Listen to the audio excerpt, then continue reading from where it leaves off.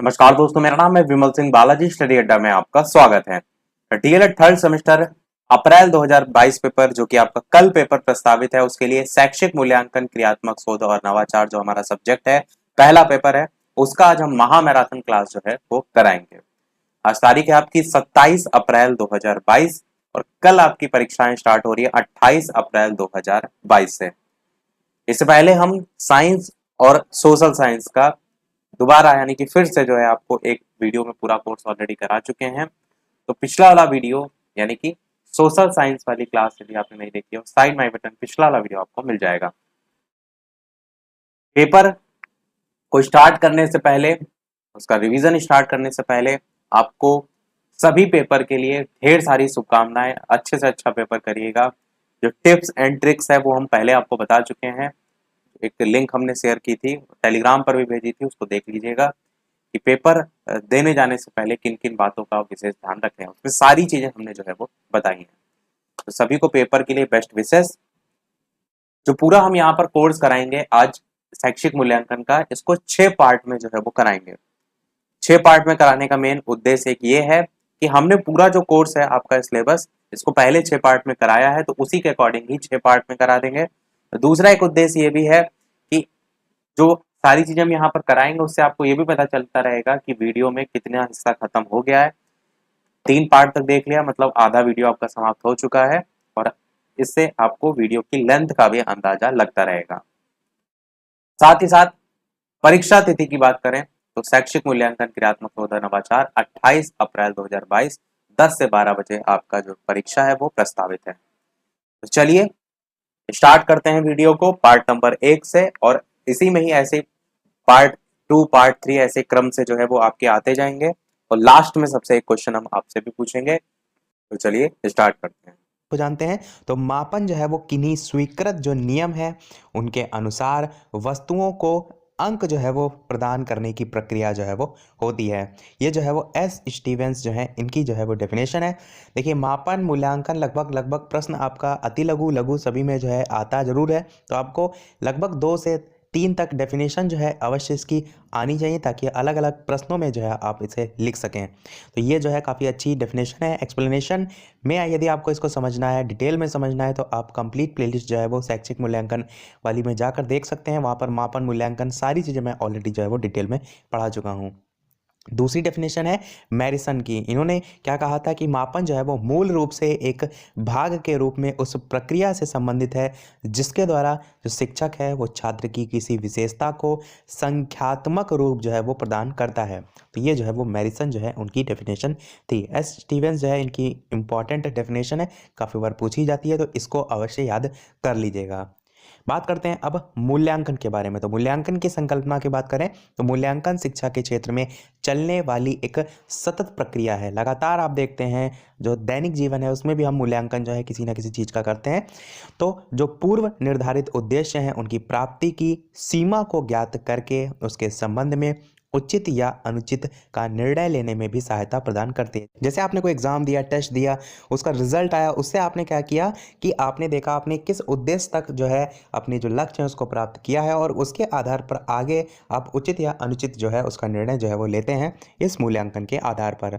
मूल्यांकन की डेफिनेशन की बात करें तो किलिन और हन्ना जो है इनकी डेफिनेशन है कि छात्रों के व्यवहार में विद्यालय द्वारा लाए गए जो परिवर्तन है उसके विषय में प्रमाणों के संकलन और उसकी व्याख्या करने की प्रक्रिया ही जो है वो मूल्यांकन कहलाती है। बात करते हैं अगली डेफिनेशन, एम एन डंडेकर जो की जो है ये डेफिनेशन है, यहाँ पर बिंदी लगेगी। और इनकी डेफिनेशन की बात करें तो मूल्यांकन की परिभाषा एक व्यवस्थित रूप में की जा सकती है जो इस बात को निश्चित करती है कि विद्यार्थी किस सीमा तक उद्देश्य प्राप्त करने में जो है वो समर्थ रहा है। बात करते हैं आगे।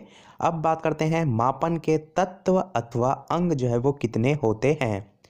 तो बात करें अंगों की तो कुल 3 अंग या तत्व जो है वो होते हैं। पहला है कि वह वस्तु, प्राणी अथवा क्रिया जिसकी किसी विशेषता का मापन होना है।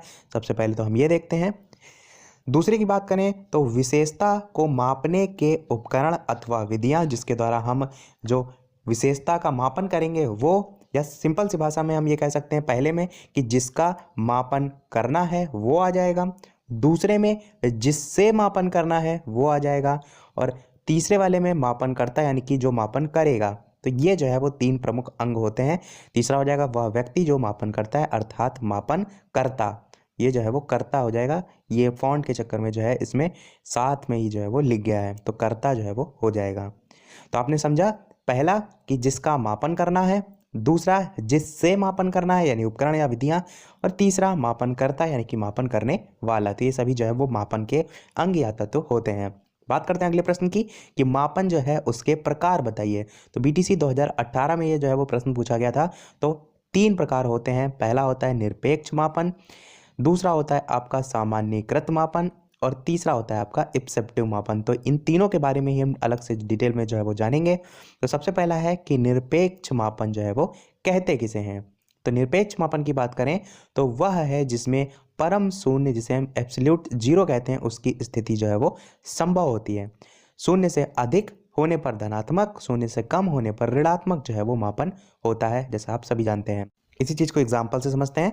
तो किसी स्थान जो है उसके टेम्परेचर को जो है वो यानी कि तापमान को जो है वो लीजिए, तो वो क्या है, शून्य भी हो सकता है, शून्य से अधिक भी हो सकता है और कम भी हो सकता है। तो इस प्रकार का जो मापन है वो भौतिक चरों में ही जो है वो संभव होता है। मनोवैज्ञानिक जो चर हैं उसमें संभव नहीं होता है, क्योंकि शैक्षिक और मनोवैज्ञानिक चरों में परम संभावना जो है वो नहीं होती। जैसे यदि किसी उपलब्धि परीक्षण में किसी छात्र को 0 अंक प्राप्त हुए हैं, तो इसका अर्थ ये नहीं होता है कि उस विषय में छात्र की योग्यता जो है वो 0 है। केवल इसका अर्थ ये होता है कि छात्र उपलब्धि परीक्षण के किसी भी प्रश्न को हल करने में असमर्थ रहा है। तो इस टाइप का जो मापन होता है जिसमें परम शून्य की स्थिति संभव होती है, वो आपका निरपेक्ष मापन होता है। सबसे महत्वपूर्ण चीज़ क्या आपको याद रखनी है कि परम शून्य जो है वो इसमें संभव होता है। यही जो है इसको अलग जो है वो बनाता है।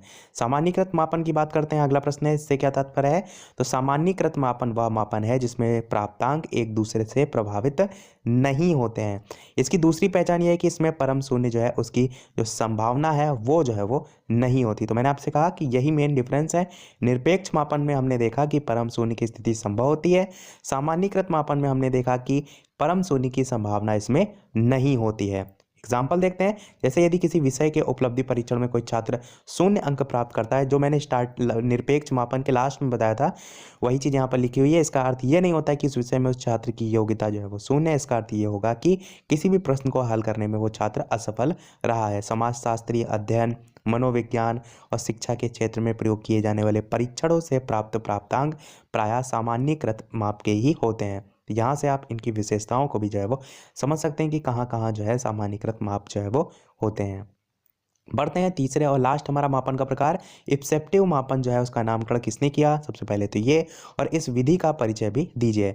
तो बात करें किसने जो है वो ये इप्सेप्टिव मापन जो है उसका नामकरण किया, तो इस विधि द्वारा मापन करने को जो है वो जो कैटल है उन्होंने इप्सेप्टिव मापन जो है वो कहा था। तो आप ये कह सकते हैं जो प्रश्न पहला पूछा गया था इप्सेप्टिव मापन का नामकरण किसने किया, तो कैटल जो है इन्होंने जो है वो किया था। बात करते हैं थोड़ा सा इस विधि का परिचय के बारे में। तो मापन के अनेक उपकरण और विधियां हैं। इनमें एक उपकरण अथवा विधि ऐसी है जिसमें व्यक्ति अथवा जो छात्र है उसको बाध्य चयन ही जो है वो करना होता है। इसमें जो व्यक्ति अथवा छात्र है उसके सामने कुछ प्रश्न होते हैं, कथन होते हैं अथवा समस्याएं उपस्थित की जाती हैं, और छात्र को उन्हें वरीयता क्रम 1 2 3 4 आदि जो है वो प्रदान करने के लिए कहा जाता है। यदि किसी जो छात्र है उसने एक कथन को प्रथम वरीयता प्रदान कर दी है, तो वो किसी दूसरे कथन को वही वरीयता या अंक प्रदान नहीं कर सकता। इस प्रकार के मापन उपकरण को बाध्य चयन प्रश्न यानी कि फोर्स चॉइस आइटम जो है वो कहा जाता है, और इसके द्वारा मापन को इप्सेप्टिव मापन कहा जाता है। तो सिंपल सी एक लाइन में यदि आपसे कहा जाए तो इसमें जो है पूरी तरीके से बाध्य चयन होता है। जो आपको चूज आप ऑलरेडी कर चुके हैं वो जो है किसी और पर जो है आप चूज नहीं कर सकते।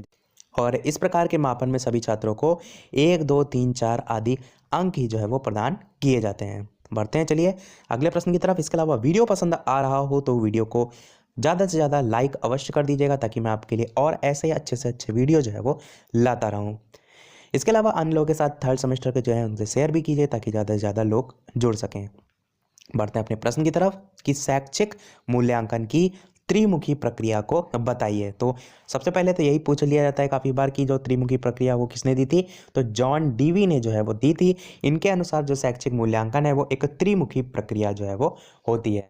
और बात करें कि शैक्षिक मूल्यांकन जो है इसके त्रिमुखी के जो 3 अंग हैं वो कौन कौन से हैं, तो पहला हो जाएगा शिक्षण उद्देश्य, जो मैंने आपको स्टार्टिंग में बताया था कि किस सीमा तक जो है वो प्राप्त हुए हैं शिक्षण उद्देश्य, उसको जो है हम इसमें देखते हैं, जिसे हम इंस्ट्रक्शनल ऑब्जेक्टिव्स जो है वो कहते हैं। दूसरा हो जाएगा अधिगम अनुभव, जिसे हम कहते हैं लर्निंग एक्सपीरियंसेस, तो ये जो है इसमें हम देखते हैं। और तीसरा हो जाएगा मूल्यांकन के उपकरण यानी कि टूल्स ऑफ इवैल्यूएशन, और व्यवहार में परिवर्तन यानी कि बिहेवियरल चेंजेस, तो ये जो है आप तीनों त्रिमुखी प्रक्रिया जो है इसमें देखते हैं। तो मूल्यांकन के उद्देश्य यदि कहे जाएं तो भी आप इसको लिख सकते हैं, और मूल्यांकन के अंग यदि कहे जाएं तो भी आप इन्हीं को लिख सकते हैं। तो डिफरेंस अवश्य ध्यान रखिएगा कि कब आपसे मापन पूछा जा रहा है, कब मूल्यांकन पूछा जा रहा है। मापन के तत्व अथवा अंग मैंने स्टार्टिंग में बताए, ये मूल्यांकन के अंग भी आप कह सकते हैं, त्रिमुखी प्रक्रिया भी कह सकते हैं। मापन के प्रकार मैंने जो है वो निरपेक्ष मापन, सामान्यीकृत मापन, इब्सेप्टिव मापन अलग बताएं, तो देखने में एक जैसा लगता है, दोनों चीज़ों का आपस में मिक्स जो है वो ना करिएगा। बढ़ते हैं चलिए आगे अगले प्रश्न पर कि मूल्यांकन की विशेषताएं बताइए। तो मूल्यांकन की विशेषता में पहला हो जाएगा कि मूल्यांकन एक व्यापक पद है, शब्द है, या अपने आप में एक बहुत बड़ा टर्म है, क्योंकि उसमें सारी चीज़ें जो हैं आ जाती हैं अपने आप में, उसमें मापन भी आ जाता है, सबसे बड़ी चीज़ तो यही है। ये एक अनवरत चलने वाली प्रक्रिया है, कभी जो है वो ना रुकने वाली प्रक्रिया आप कह सकते हैं। मूल्यांकन एक उद्देश्य केंद्रित होता है कि आप कर रहे हैं तो किसी पर्पस से कर रहे हैं, किसी रीजन के कर रहे हैं, तो ये एक उद्देश्य केंद्रित होता है। संपूर्ण शैक्षिक जो व्यवस्था है उसका अभिन्न अंग भी होता है, ये भी आप कह सकते हैं। और मूल्यांकन जो है स्वयं मूल्यांकन को भी उन्नत करता है, ये भी आप जो है वो देखते हैं। तो ये सारी हो जाएंगी इसकी विशेषताएं। कोशिश कीजिए कि कुछ पॉइंट्स आपको जो है वो याद होने चाहिए, क्योंकि ऐसा होता है जब आप पेपर में लिखते हैं तो आपको टर्म्स नहीं समझ में आते कि इस प्रश्न में क्या जो है वो लिखें, तो कुछ चीज़ें याद करते चलिए, और इन्हीं पॉइंटों को आप अलग अलग तरीके से यूज कर सकते हैं। कि मूल्यांकन के बारे में कुछ पूछा गया है कि मूल्यांकन किसे कहते हैं, तब भी आप इन पॉइंट्स को लाइन बनाकर जो है वो लिख सकते हैं। तो लिखने का तरीका जो है वो सीखिए। और बढ़ते हैं अपने प्रश्न की तरफ। जैसे कि सभी वीडियो में हम आपसे एक ना एक प्रश्न पूछते हैं, इस वीडियो का आपके लिए प्रश्न है कि विलियम वुंड की प्रथम मनोविज्ञान की जो प्रयोगशाला है वो कब और कहाँ जो है वो स्थापित हुई थी। ये आपको वीडियो के मेन कमेंट में टाइप करके बताना है। इसका उत्तर जो है मैं इसी वीडियो का जो सेकंड पार्ट होगा उसमें जो है आपको बताऊंगा। बहुत ही महत्वपूर्ण प्रश्न है, इसलिए मैं इसको अगले वाले पार्ट में अवश्य बताऊंगा।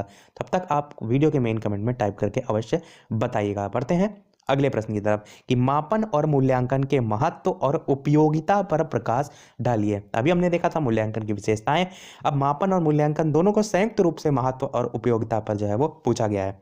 तो पहला पॉइंट हो जाएगा कि अधिगमकर्ता जो छात्र है उसकी उपलब्धि की जानकारी उसे प्राप्त हो जाती है। मापन और मूल्यांकन के द्वारा आप ये कह सकते हैं कि शिक्षणोपरांत यानी जो शिक्षण कार्य चल रहा है उसके बाद जो है अधिगमकर्ता जो छात्र होता है उसी को कह सकते हैं हम यहाँ पर कि उसकी उपलब्धि, उसने कितना ज्ञान प्राप्त किया, उसकी जानकारी प्राप्त हो जाती है।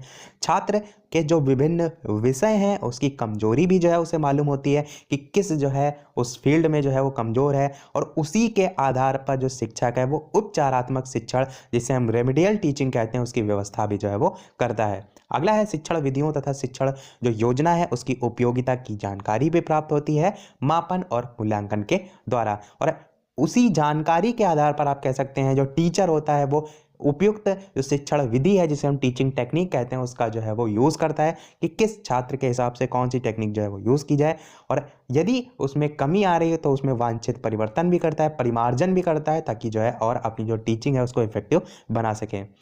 बालक जो है अगला पॉइंट है कि उसको स्वयं अपनी कमजोरी और सीखने संबंधी जो कठिनाइयां होती हैं उसका ज्ञान भी होता है। इसी प्रकार मूल्यांकन और मापन के जो उपकरण हैं उनके द्वारा छात्र की उपलब्धि की जानकारी भी प्राप्त होती है कि छात्र ने कितना ज्ञान प्राप्त किया है, छात्र या अधिगमकर्ता हम उसे कह सकते हैं। इसी प्रकार व्यक्तिगत विभिन्नता का ज्ञान भी हो जाता है और व्यक्ति के अनुसार उसे शिक्षा प्रदान की जाती है। यही पॉइंट मैंने ऊपर आपको बताया भी कि जिस प्रकार छात्र की ज़रूरत है उसके आधार पर जो है उसे जो टीचिंग टेक्निक है उपयुक्त यूज़ करके शिक्षा प्रदान की जाती है। और लास्ट आपका पॉइंट हो जाएगा कि शैक्षिक, व्यावसायिक और व्यक्तिगत निर्देशन में मापन और मूल्यांकन के उपकरणों की भी विशेष उपयोगिता जो है वो स्पष्ट जो है वो हो जाती है कि किस प्रकार जो है कौन सा जो है यूज़ होगा। बढ़ते हैं चलिए अगले प्रश्न की तरफ। अगला प्रश्न आपका है मापन और मूल्यांकन में अंतर। 2016 में जो है ये पूछा गया था और ये बहुत ही महत्वपूर्ण प्रश्न है और इसको अवश्य से अवश्य याद कर लीजिएगा। रीज़न क्या है? क्योंकि यहाँ पर आपको मापन के भी पॉइंट मिल रहे हैं, मूल्यांकन के भी पॉइंट मिल रहे हैं, तो दोनों के बारे में कुछ भी पूछा गया तो हर जगह आप यहाँ से पॉइंट जो है वो बनाकर लिख सकते हैं। तो मैं रिकमेंड करूँगा मापन और मूल्यांकन में अंतर जितने भी यहाँ पर पॉइंट हैं इनको एकदम रट लीजिए। चलिए देखते हैं अंतर। तो मापन का क्षेत्र संकुचित होता है, आप देखते हैं एक क्षेत्र सीमित ही रहता है। मूल्यांकन का क्षेत्र व्यापक होता है क्योंकि मापन भी जो है वो मूल्यांकन के अंतर्गत ही आ जाता है। अगला है मापन जो है एक सामान्य नॉर्मल शब्द है, मूल्यांकन एक तकनीकी शब्द है। मापन एक साधन है जबकि मूल्यांकन अपने आप में एक साध यानी कि डेस्टिनेशन है। मापन जो है किसी भी छात्र के संबंध में स्पष्ट धारणा व्यक्त नहीं करता है। मूल्यांकन के बाद किसी भी छात्र के संबंध में स्पष्ट धारणा बनाई जा सकती है। मापन का कार्य जो है वो साक्ष्यों का एकत्रीकरण है जबकि मूल्यांकन का कार्य साक्ष्यों के आधार पर निष्कर्ष निकालना जो है वो होता है। मापन में अधिक धन और श्रम की आवश्यकता नहीं होती है जबकि मूल्यांकन के लिए अधिक धन और श्रम की आवश्यकता भी होती है। मापन जो है वो पाठ्य वस्तु यानी कि कैरिकुलम केंद्रित होता है जबकि मूल्यांकन उद्देश्य केंद्रित जो है वो होता है। 8वां पॉइंट है कि मापन शिक्षा का एक अभिन्न अंग नहीं हो सकता है जबकि मूल्यांकन शिक्षा का एक अभिन्न अंग जो है वो होता है। अगला है कि मापन किसी भी समय किया जा सकता है जबकि मूल्यांकन हमेशा मापन के बाद ही जो है वो किया जा सकता है। तो ये चीज़ का ध्यान रखिएगा, इसलिए मैंने आपको कहा कि मूल्यांकन जो है उसके अंतर्गत ही जो है वो मापन भी जो है वो आ जाता है। तो मापन जो है एक भाग है किसका? मूल्यांकन का। और 10वां आपका लास्ट पॉइंट हो जाएगा अंतर का कि मापन के आधार पर भविष्यवाणी सार्थकता के आधार पर नहीं की जा सकती जबकि मूल्यांकन के आधार पर की जा सकती है। इसका कहने का मतलब यहाँ पर यह है कि जैसे कि एक कोई छात्र है कक्षा 5 में पढ़ रहा है, उसके हिंदी में जो है वो 10 नंबर का टेस्ट हुआ और उसके 0 नंबर आए और आपने जो नंबर देखे हैं वो मापन के आधार पर देखे और उस केवल 0 अंक के आधार पर आप ये नहीं कह सकते कि वो बच्चा जो है वो पढ़ाई में कमज़ोर है। हो सकता कोई रीज़न रहा हो, उसका पेपर जो है वो छूट गया हो या केवल वो हिंदी में कमज़ोर हो, परंतु जब आप मूल्यांकन करेंगे तब ओवरऑल जब आप अदर सब्जेक्ट का भी जो है उसके अंक देखेंगे, निष्कर्ष निकालेंगे, तब आप जो है एक सही भविष्यवाणी जो है उसका अनुमान कर सकेंगे कि आगे जो है वो किस प्रकार का जो है वो छात्र है। तो आप यहाँ से अंतर जो है वो समझ सकते हैं कि मापन के द्वारा भविष्यवाणी जो है वो सार्थकता के आधार पर जो है वो नहीं की जा सकती है। एक और अंतर की बात करते हैं परीक्षण और मापन में अंतर की। परीक्षण होता है आपका टेस्ट और मापन होता है मेजरमेंट। तो इन दोनों में अंतर की बात करते हैं और ये आपका लास्ट अंतर होगा। इसके आगे के जो चैप्टर्स हैं उसको हम अगले वाले पार्ट में जो है वो देखेंगे। तो अभी तक वीडियो को लाइक ना किया हो, वीडियो पसंद आ रहा हो तो लाइक अवश्य कर दीजिएगा। बढ़ते हैं अंतर की तरफ। तो परीक्षण की बात करें कि परीक्षण जो है वो उसके माध्यम से व्यक्ति विशेष के विषय में ज्ञान जो है वो किया जाता है जबकि मापन जो है उसमें किसी सामान्य प्रश्न का उत्तर देने का प्रयास जो है वो किया जाता है। मापन की बात करें तो मापन का प्रयोग व्यापक रूप से विभिन्न मनोवैज्ञानिक जो शोध कार्य हैं उसमें किया जाता है जबकि परीक्षण का क्षेत्र जो है वो संकुचित होता है। मापन की बात करें तो मापन का संबंध केवल भौतिक गुणों से होता है जबकि परीक्षण जो है उसका संबंध मानसिक और मनोवैज्ञानिक दोनों ही गुणों से जो है वो होता है। मापन की बात करें तो उसमें भौतिक और मानसिक दोनों प्रकार के उपकरणों की आवश्यकता होती है जबकि परीक्षण का प्रयोग स्वयं उपकरण के रूप में जो है वो किया जाता है। और लास्ट अंतर हो जाएगा कि मापन में वस्तुओं को नियमानुसार संख्यात्मक रूप प्रदान कर परिभाषित किया जाता है जबकि परीक्षण में विभिन्न प्रकार के जो पद हैं उनको मानवीकृत करके प्रयोग में जो है वो लाया जाता है। अंतर हो जाएगा हमारा परीक्षण और मापन में। प्रश्न है पहला आपका, दक्षता आधारित मूल्यांकन जो है उससे क्या आशय होता है? ये 2018 बीटीसी में जो है ये पूछा जा चुका है। तो बात करें दक्षता आधारित मूल्यांकन की तो इसका अर्थ होता है शिक्षार्थियों की दक्षता पर आधारित न्यूनतम अधिगम आकलन। इसके साथ साथ विश्लेषण करना जिससे जो शिक्षार्थी हैं उनकी दक्षता और जो ग्राह्यता है किसी टॉपिक को ग्रहण करने की जो क्षमता है उसको जो है वो सुनिश्चित किया जा सके। एग्जाम्पल से समझते हैं जैसे कि प्राथमिक स्तर की जो कक्षा होती हैं उनमें छात्रों को 1 से 100 तक की गिनतियों का अभ्यास जो है वो कराते हैं। फिर क्या होता है कि उन छात्रों में निम्नलिखित दक्षताएं जो हैं वो देखी जा सकती हैं 1 से 100 तक की गिनतियां जो हैं उनका अभ्यास कराने के पश्चात। तो कौन कौन सी? जैसे कि हो जाएगी आपकी की संख्याओं की पहचान करना। जब आप उन्हें 1 से 100 तक की गिनतियां सिखा देंगे तो संख्याओं की पहचान करना वो सीख जाएंगे। संख्याओं को लिखना भी जो है उनमें दक्षताएं देखी जा सकती हैं। इसी प्रकार संख्याओं की धारणा भी आ जाएगा और इसी प्रकार संख्याओं को लिखने का एक निश्चित जो क्रम होता है वो भी आ जाएगा। तो ये होता कहलाता है दक्षता आधारित मूल्यांकन। एग्जाम्पल आप याद रखिएगा जिससे आप जो है इस पर आधारित जो है और लाइन भी जो है वो लिख सकें। अगला है प्रश्न कि व्यापक मूल्यांकन का अर्थ जो है वो लिखिए, और यही प्रश्न दूसरे तरीके से पूछा जा चुका है कि व्यापक मूल्यांकन की क्या आवश्यकता है, और 2016 में भी देखिए पूछा गया था, 2017 का द्वितीय बार का जो पेपर हुआ था उसमें भी पूछा गया था। ये सभी पेपर के सॉल्यूशन हम ऑलरेडी करा चुके हैं, सभी प्लेलिस्ट वीडियो के डिस्क्रिप्शन लिंक में आपको मिल जाएंगी। बात करते हैं उत्तर। तो बालक जो है प्रत्यक्ष, अप्रत्यक्ष, ज्ञात, अज्ञात अनेकों पक्ष हैं जिनका मूल्यांकन करना जो है वो व्यापक मूल्यांकन कहलाता है। कहने का तात्पर्य है कि व्यापक दृष्टि से एक होता है सतत मूल्यांकन, जिसमें हम देखते हैं कि जो भी उसकी योग्यता है या अयोग्यता है उसका एक नियमित रूप से मूल्यांकन, तो वो सतत मूल्यांकन में आता है। व्यापक मूल्यांकन में क्या होता है, वृहद स्तर पर मूल्यांकन किया जाए। तो वही लिखा है कि बालक प्रत्यक्ष रूप से, अप्रत्यक्ष, ज्ञात, अज्ञात अनेकों पक्षों से जब मूल्यांकन की बात आती है तो वो व्यापक मूल्यांकन कहलाता है। इस मूल्यांकन के द्वारा ये निर्णय लिया जा सकता है कि कौन से तत्व छात्र के अंदर अच्छे हैं, कौन से बुरे हैं, और इन तत्वों का छात्र के विकास में जो है वो क्या योगदान है, उसमें कोई कमी है तो उसको दूर किया जा सकता है उसी जो टीचिंग टेक्निक है उसके आधार पर, या उसके अनुसार जो है कौन सी शिक्षण विधि उपयोगी साबित होगी उसके अनुसार, तथा सामाजिक पृष्ठभूमि और उनकी शारीरिक क्षमता को समझ के ही व्यापक मूल्यांकन जो है वो किया जाता है। बढ़ते हैं अगले प्रश्न 3 की तरफ। सतत मूल्यांकन का क्या महत्व है? तो मैंने भी आपको व्यापक मूल्यांकन में बताया कि सतत मूल्यांकन में क्या होता है, बालक की योग्यता या जो अयोग्यता है उसके बारे में नियमित रूप से जो है वो आकलन किया जाता है, तो वो आप सतत मूल्यांकन में देखते हैं। बात करते हैं इसकी डेफिनेशन की। तो सतत मूल्यांकन के माध्यम से बालक की योग्यता तथा अयोग्यता के बारे में नियमित रूप से उपयोगी तत्वों का संकलन जो है वो संभव हो सकेगा। इन तथ्यों का प्रयोग ऐसे उपचारात्मक शिक्षण यंत्र तथा समृद्ध शिक्षण के रूप में किया जा सकेगा जिससे कि बालकों के व्यक्तित्व के जो विभिन्न पहलू हैं उनका अधिकतम विकास किया जा सके और शिक्षा के लक्ष्यों को भी जो है वो प्राप्त किया जा सके, जो भी जो है आपने मूल्यांकन किया है उसके आधार पर। और इस फीडबैक से न केवल विद्यार्थी को मापन, वर्गीकरण और प्रमाणीकरण में सहायता मिलेगी, अपितु उसकी जो कार्यकुशलता है, सफलता है, उसके स्तर को भी सुधारने की जो है वो वहाँ से हेल्प मिलेगी। तो यहाँ से आप ये भी समझ सकते हैं कि सतत मूल्यांकन जो है उसका क्षेत्र कितना जो है वो विस्तृत हो सकता है। उपचारात्मक शिक्षण के नज़रिए से देखा जाए तो वहाँ पर भी कितना जो है वो हेल्पफुल साबित हो सकता है। बात करें आगे। तथा इस प्रकार के रचनात्मक मूल्यांकन के द्वारा उसके अधिकतम विकास की जो व्यवस्था है उसको भी सक्षम जो है वो बनाया जा सकेगा। बहुत ही इजी लैंग्वेज लिखी हुई है यहाँ पर, सभी आपको लाइन समझ में आ रही होंगी। और इस प्रकार सतत मूल्यांकन के परिणाम हमें शीघ्र प्राप्त होंगे और सतत व्यापक मूल्यांकन स्वयं लक्ष्य ना होकर लक्ष्य प्राप्त करने का एक साधन भी जो है वो होता है। एक चीज़ आपने यहाँ पर ये भी नोटिस की कि सतत मूल्यांकन का एक फ़ायदा ये भी है कि हमें जो है वो तुरंत जो है हमें फीडबैक या परिणाम जो है वो शीघ्र प्राप्त होता है, और उसके आधार पर जो भी आपकी शिक्षण विधि है या कह सकते हैं शिक्षण प्रविधि या टीचिंग टेक्निक है उसमें हम सुधार कर सकते हैं यदि छात्र जो है वो पॉजिटिव रिजल्ट जो है वो नहीं दे रहा है।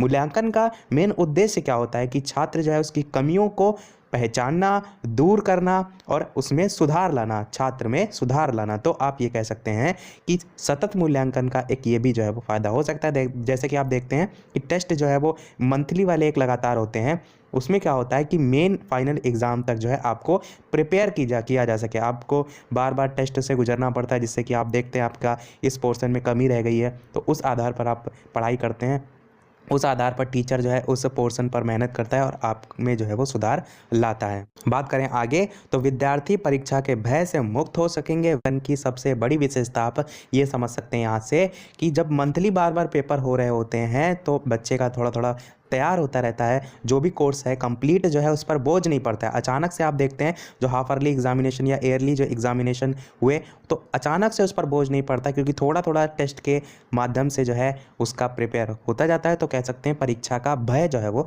नहीं रहता है और सहज भाव से मूल्यांकन के लिए भी वो तत्पर रहेंगे। बढ़ते हैं अगले प्रश्न की तरफ। इसके अलावा वीडियो पसंद आए तो लाइक भी अवश्य कर दीजिएगा ताकि मैं आपको ऐसे ही और अच्छे से अच्छे तरीके से समझा सकूं, आगे और अच्छे से अच्छी मटेरियल जो है वो प्रोवाइड करा सकूं। बढ़ते हैं अगले प्रश्न की तरफ। सतत और व्यापक मूल्यांकन में अंतर स्पष्ट कीजिए। अंतर जहां भी आप देख पा रहे हैं उसको एकदम याद रखिएगा क्योंकि वहां पर सतत मूल्यांकन के बारे में भी आपको पता चलेगा, व्यापक मूल्यांकन के बारे में भी, ताकि दोनों के बारे में से कुछ भी पूछा जाए तो आप लिख सकें। तो बात करें सतत मूल्यांकन की तो वह मूल्यांकन जो अध्ययन अध्यापन के साथ साथ चलता रहता है। जैसे मैंने अभी बात की कि साथ ही में टेस्ट चल रहा है, साथ ही में क्लासेस चल रही हैं, उसी के साथ साथ मूल्यांकन हो रहा है। सतत का मतलब ही होता है जो है वो लगातार, और इससे ये जानने में भी सुविधा यहाँ पर होगा। सुविधा जो है वो होती है कि विद्यार्थी के व्यवहार और अनुभव में जो है वो क्या परिवर्तन हुआ है और क्या वांछित उद्देश्यों के जो है वो अनुरूप है।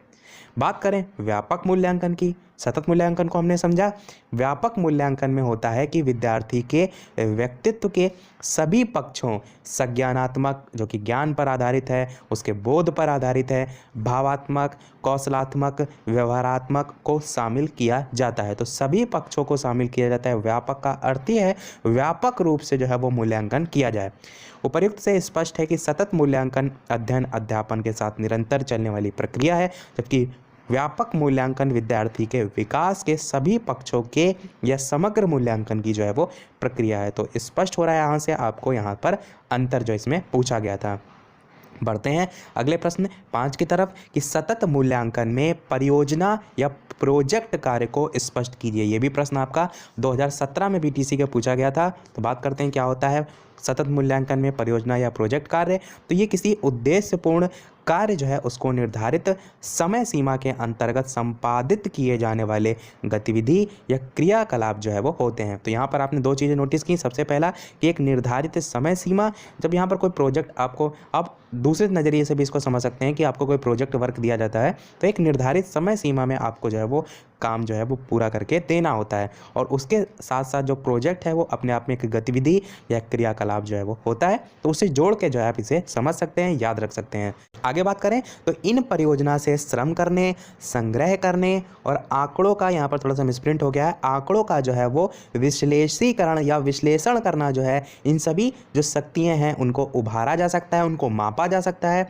तो ये सारे जो है इसके अंतर्गत गुण जो है वो आ जाएंगे। आगे बात करें तो परियोजना निर्माण को विद्यालय के आसपास के क्षेत्रों से संबंधित रखना होगा। समूह परियोजना बनवाने से बच्चों का परस्पर सहयोग जो है वो रहता है। अनुभाग बांटने और एक दूसरे से जानकारी हासिल करने जैसी शक्तियों का आकलन भी जो है इसके माध्यम से किया जा सकता है।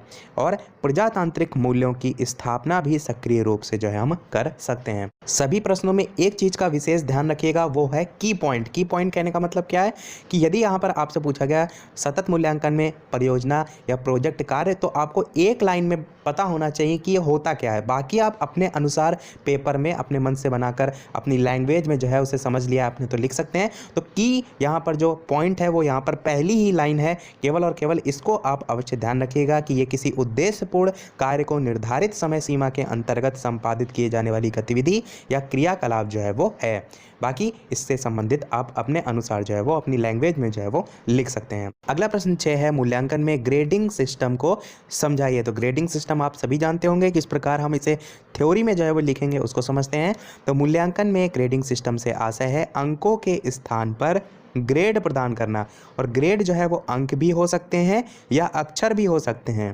काफ़ी लोग केवल और केवल अक्षर के रूप में ही ग्रेडिंग सिस्टम को जानते हैं, परंतु ध्यान रखिएगा अंक भी जो है वो ग्रेड के निर्धारण का एक जो है वो जरिया हो सकता है। जिस प्रकार हम ABCD 90% या 80% जो है वो दर्शा सकते हैं, इसी प्रकार 1 2 3 4 5 6 अंकों के आधार पर भी हम ग्रेड का निर्धारण कर सकते हैं। आगे बात करें तो एक ग्रेड जो है वो प्राप्तांक के प्रतिशत को एक सीमा का परिचायक होता है। इस लाइन का मतलब अगले वाले एग्जाम्पल में लिखा हुआ है, जैसे कि यदि एक या ए को 90% से ऊपर प्राप्तांक का परिचायक किसी परीक्षा में माना गया, या तो एक को या तो ए को, तो उसमें 90% से अधिक जो प्राप्तांक वाले को एक या ए ग्रेड जो है वो दिया जाएगा। जितना उसमें परिचायक रखा गया उस आधार पर ग्रेड दिया जाएगा।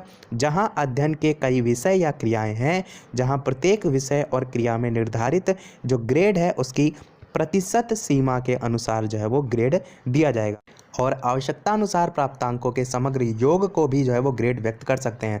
ये भी हो सकता है कि प्रत्येक सब्जेक्ट में अलग अलग अंक आए 100 में से, जैसे कि 80 नंबर आए तो उसके आधार पर सभी सब्जेक्ट वाइज ग्रेड भी प्रदान किए जा सकते हैं। या दूसरा तरीका ये भी हो सकता है समग्र योग, जैसे कि आपके 800 में 600 अंक आए या 700 अंक आए तो टोटल योग के आधार पर भी ग्रेड जो है वो प्रदान किया जा सकता है। तो दोनों ही जो है वो जरिया हो सकता है ग्रेडिंग सिस्टम का।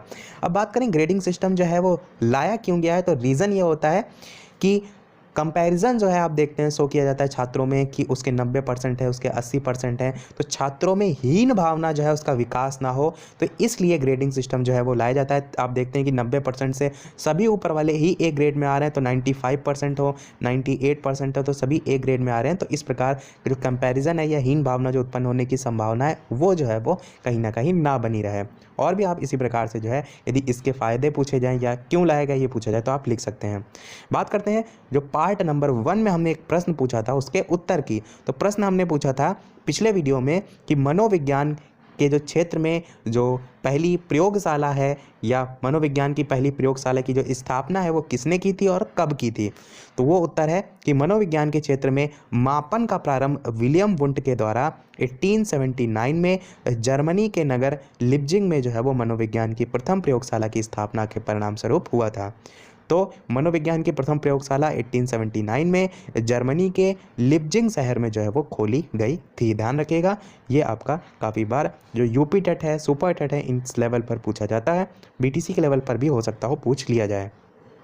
बढ़ते हैं अगले प्रश्न की तरफ कि व्यापक मूल्यांकन या मूल्यांकन के 3 पक्ष जो है वो कौन से हैं। तो व्यापक मूल्यांकन के पक्ष पूछे जाएं तो भी यही होते हैं और मूल्यांकन के पक्ष पूछे जाएं तो भी जो है यही होते हैं। यहाँ पर केवल हम पहले नाम आपको बताते हैं, डिटेल में हम जो है प्रश्न वाइज जो आगे बात करेंगे उसमें जो है वो बताएंगे। तो संज्ञानात्मक पक्ष होता है, इसी को हम ज्ञानात्मक पक्ष के भी नाम से जो है वो जानते हैं। इसके अंतर्गत भी जो है वो वर्ग बांटे गए हैं, उसको हम आगे प्रश्नों में देखेंगे।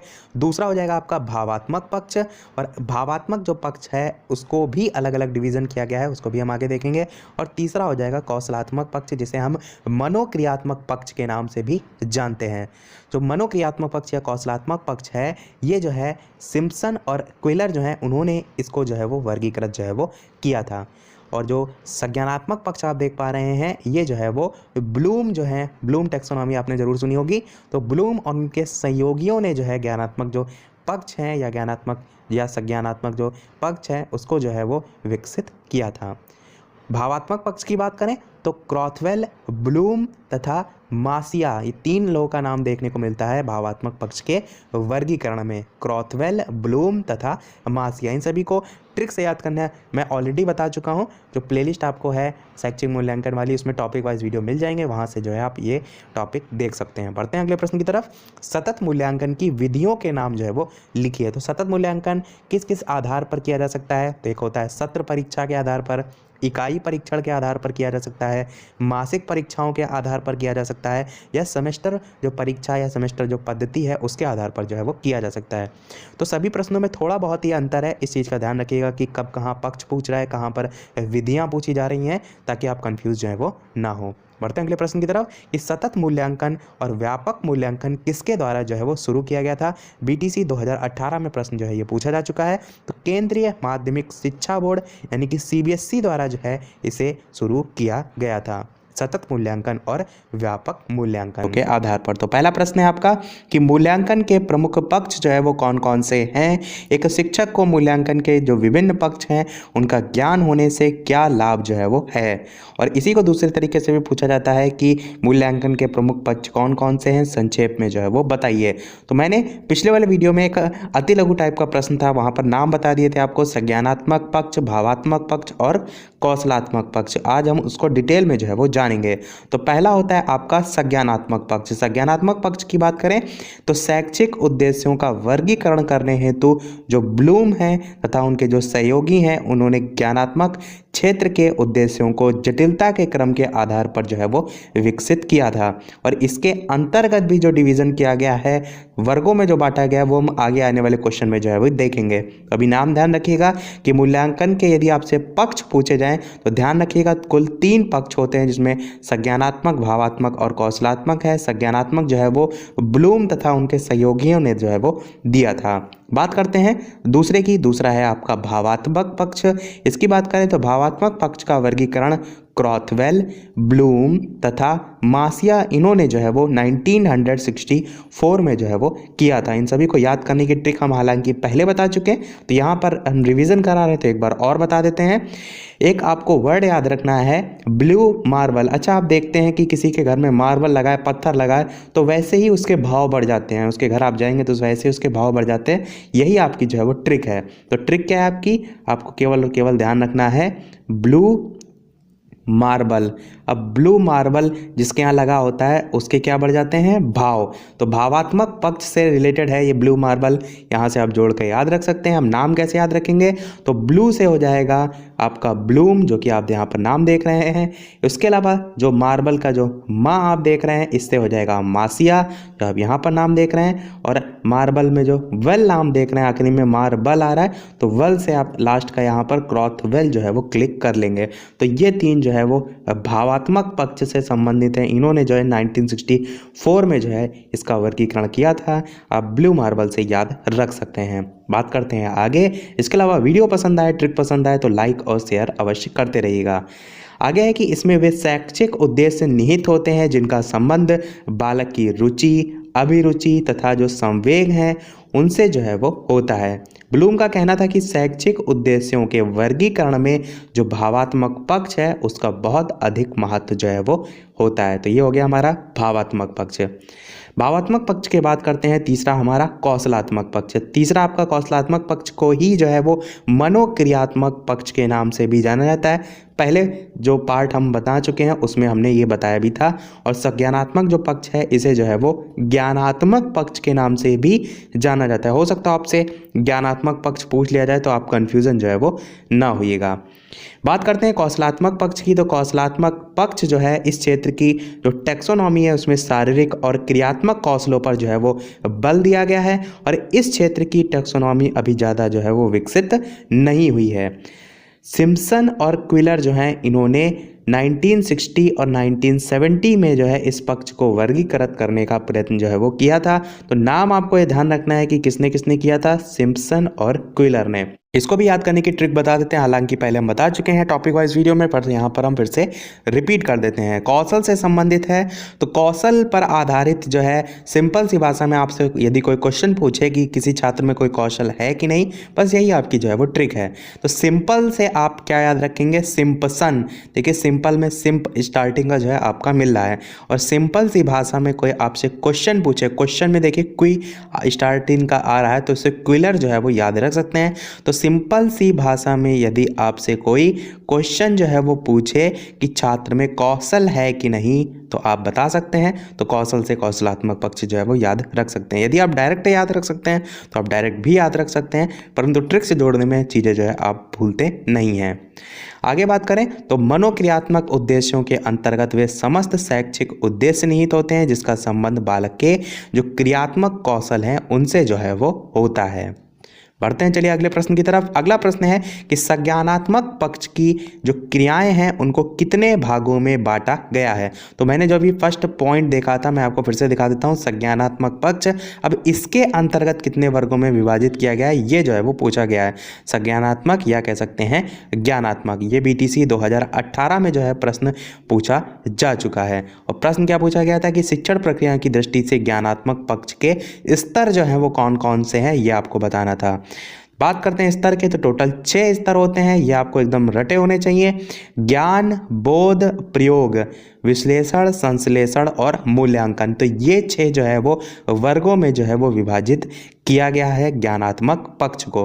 अब इन जो 6 भागों में विभाजित किया गया है इसके अंतर्गत भी जो है एक प्रश्न उठता है कि इनमें से कौन से जो है वो निम्न स्तर हैं, या डायरेक्ट आपसे पूछ लिया जाएगा कि ज्ञानात्मक जो पक्ष है उसमें कौन कौन से जो है वो निम्न स्तर जो है वो आते हैं। तो आपको लिखना होगा ज्ञान, बोध, प्रयोग यानी स्टार्टिंग के 3। और ये पूछा जाए कि कौन से मध्य स्तर हैं, तो विश्लेषण, संश्लेषण और मूल्यांकन जो है ये तीनों जो है वो मध्य स्तर जो है वो हो जाएंगे। और ये भी एक तरीका इसमें प्रश्न पूछने का होता है कि 3 स्तर तीनों ना पूछ के डायरेक्ट ये भी पूछ लिया जाता है कि ब्लूम के अनुसार मध्य स्तर जो है उसके कोई 2 रूप जो है वो लिखिए, या ब्लूम के अनुसार निम्न स्तर के कोई 3 उद्देश्य या कोई 2 रूप लिखिए। तो ये आप जो है यहाँ से जो है वो लिख सकते हैं। तो डिफरेंट टाइप से जो है प्रश्न पूछे जा सकते हैं। बढ़ते हैं अगले प्रश्न की तरफ कि ब्लूम के संज्ञानात्मक पक्ष की विशेषताएं जो है वो लिखिए।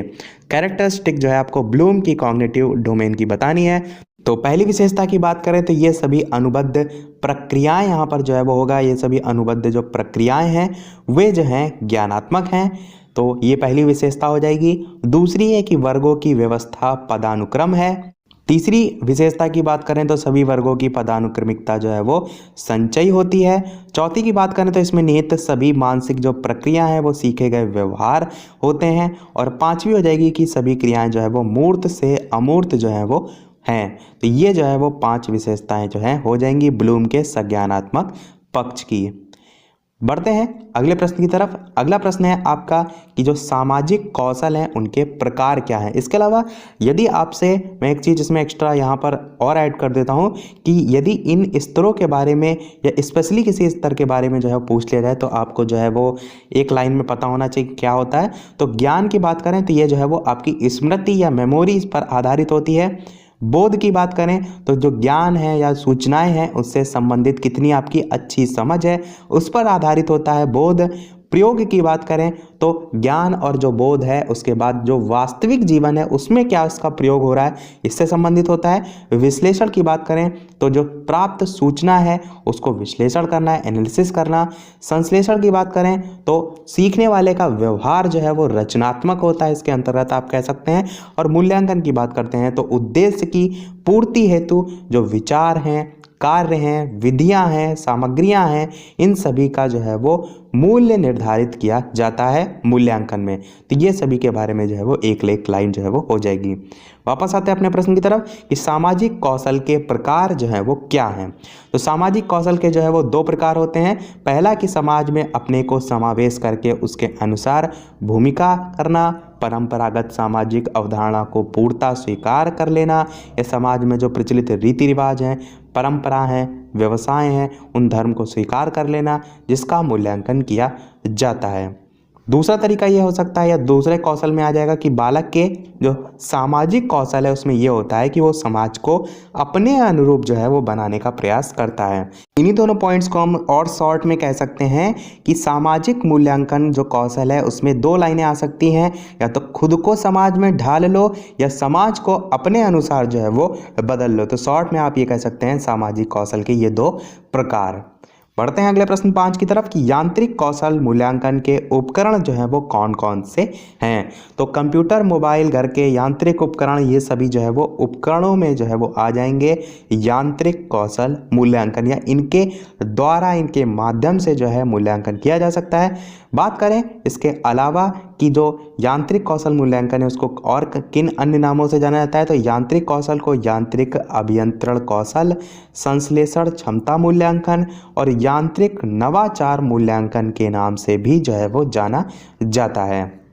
बढ़ते हैं अगले प्रश्न 6 की तरफ कि गणितीय जो कौशल है उसके मूल्यांकन के लिए अलग अलग उपकरण का उपयोग किया जा सकता है। जैसे कि गणितीय व्यवहार कौशल की बात करें तो उसके मापन के लिए छात्र से क्रय विक्रय है, लेन देन है, नाप जोख है, जो पैमाइश है उसको व्यवहार जो है उसके रूप में प्रयुक्त जो है वो कराया जा सकता है। दूसरा हो जाएगा कि गणितीय कौशल मापन हेतु जो प्रश्नावली है उसका भी जो है वो प्रयोग किया जा सकता है मूल्यांकन से संबंधित।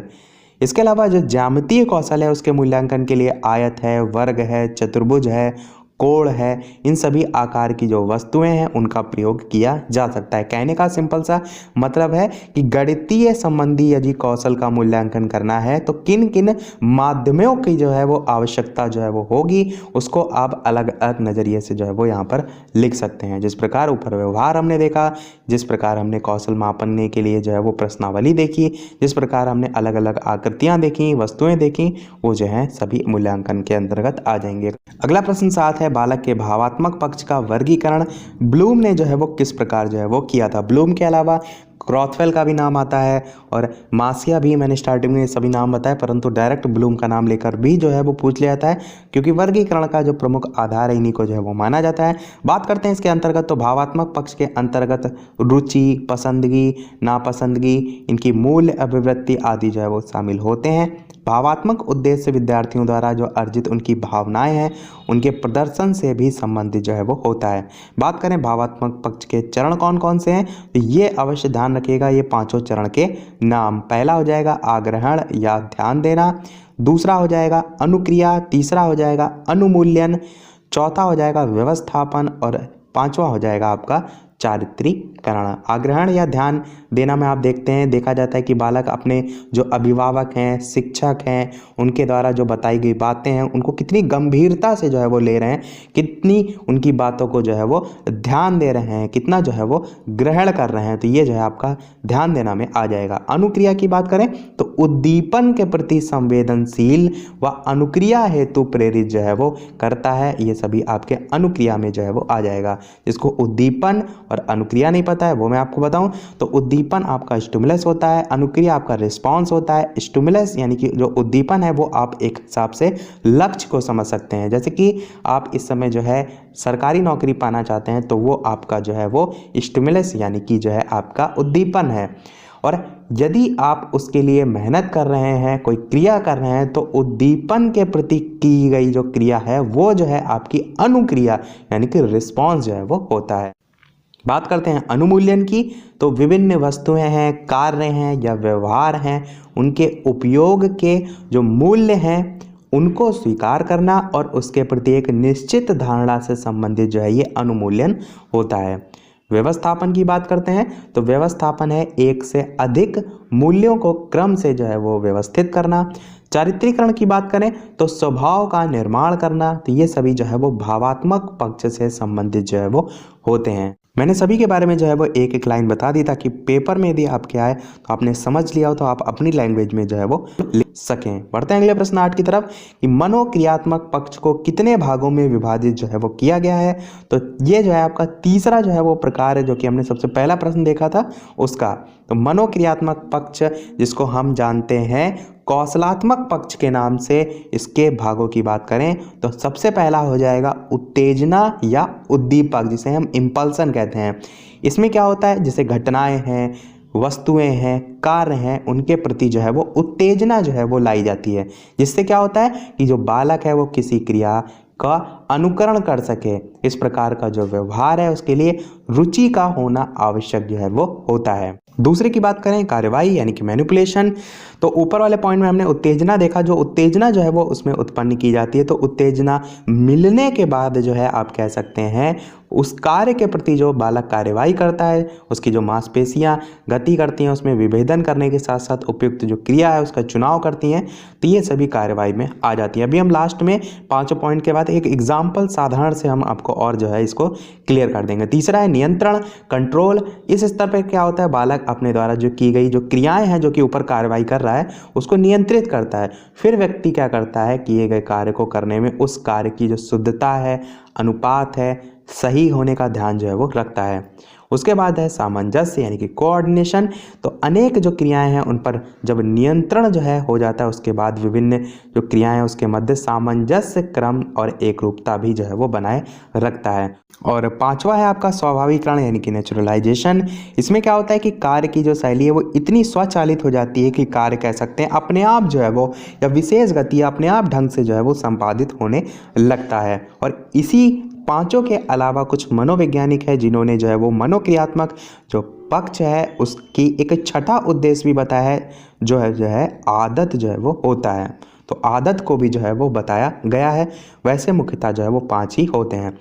अब हम एक एग्जाम्पल से इन सभी को जो है वो याद भी करेंगे और बेहतर तरीके से समझते भी हैं। जैसे कि एक बालक है, उसको जो है वो साइकिल जो है वो सीखनी है। अब साइकिल सीखने के लिए सबसे पहले क्या है कि उसमें जो है वो उत्तेजना या उद्दीपक जो है वो उत्पन्न की जाए, क्योंकि किसी भी चीज़ कार्य को करने के लिए सबसे ज़रूरी है उत्तेजना। यदि आपका इंटरेस्ट ही नहीं है तो आपको कोई कितना भी कहे तो आप जो है उस कार्य को नहीं करेंगे। तो सबसे पहला जो बिंदु हो जाएगा वो हो जाएगा उत्तेजना।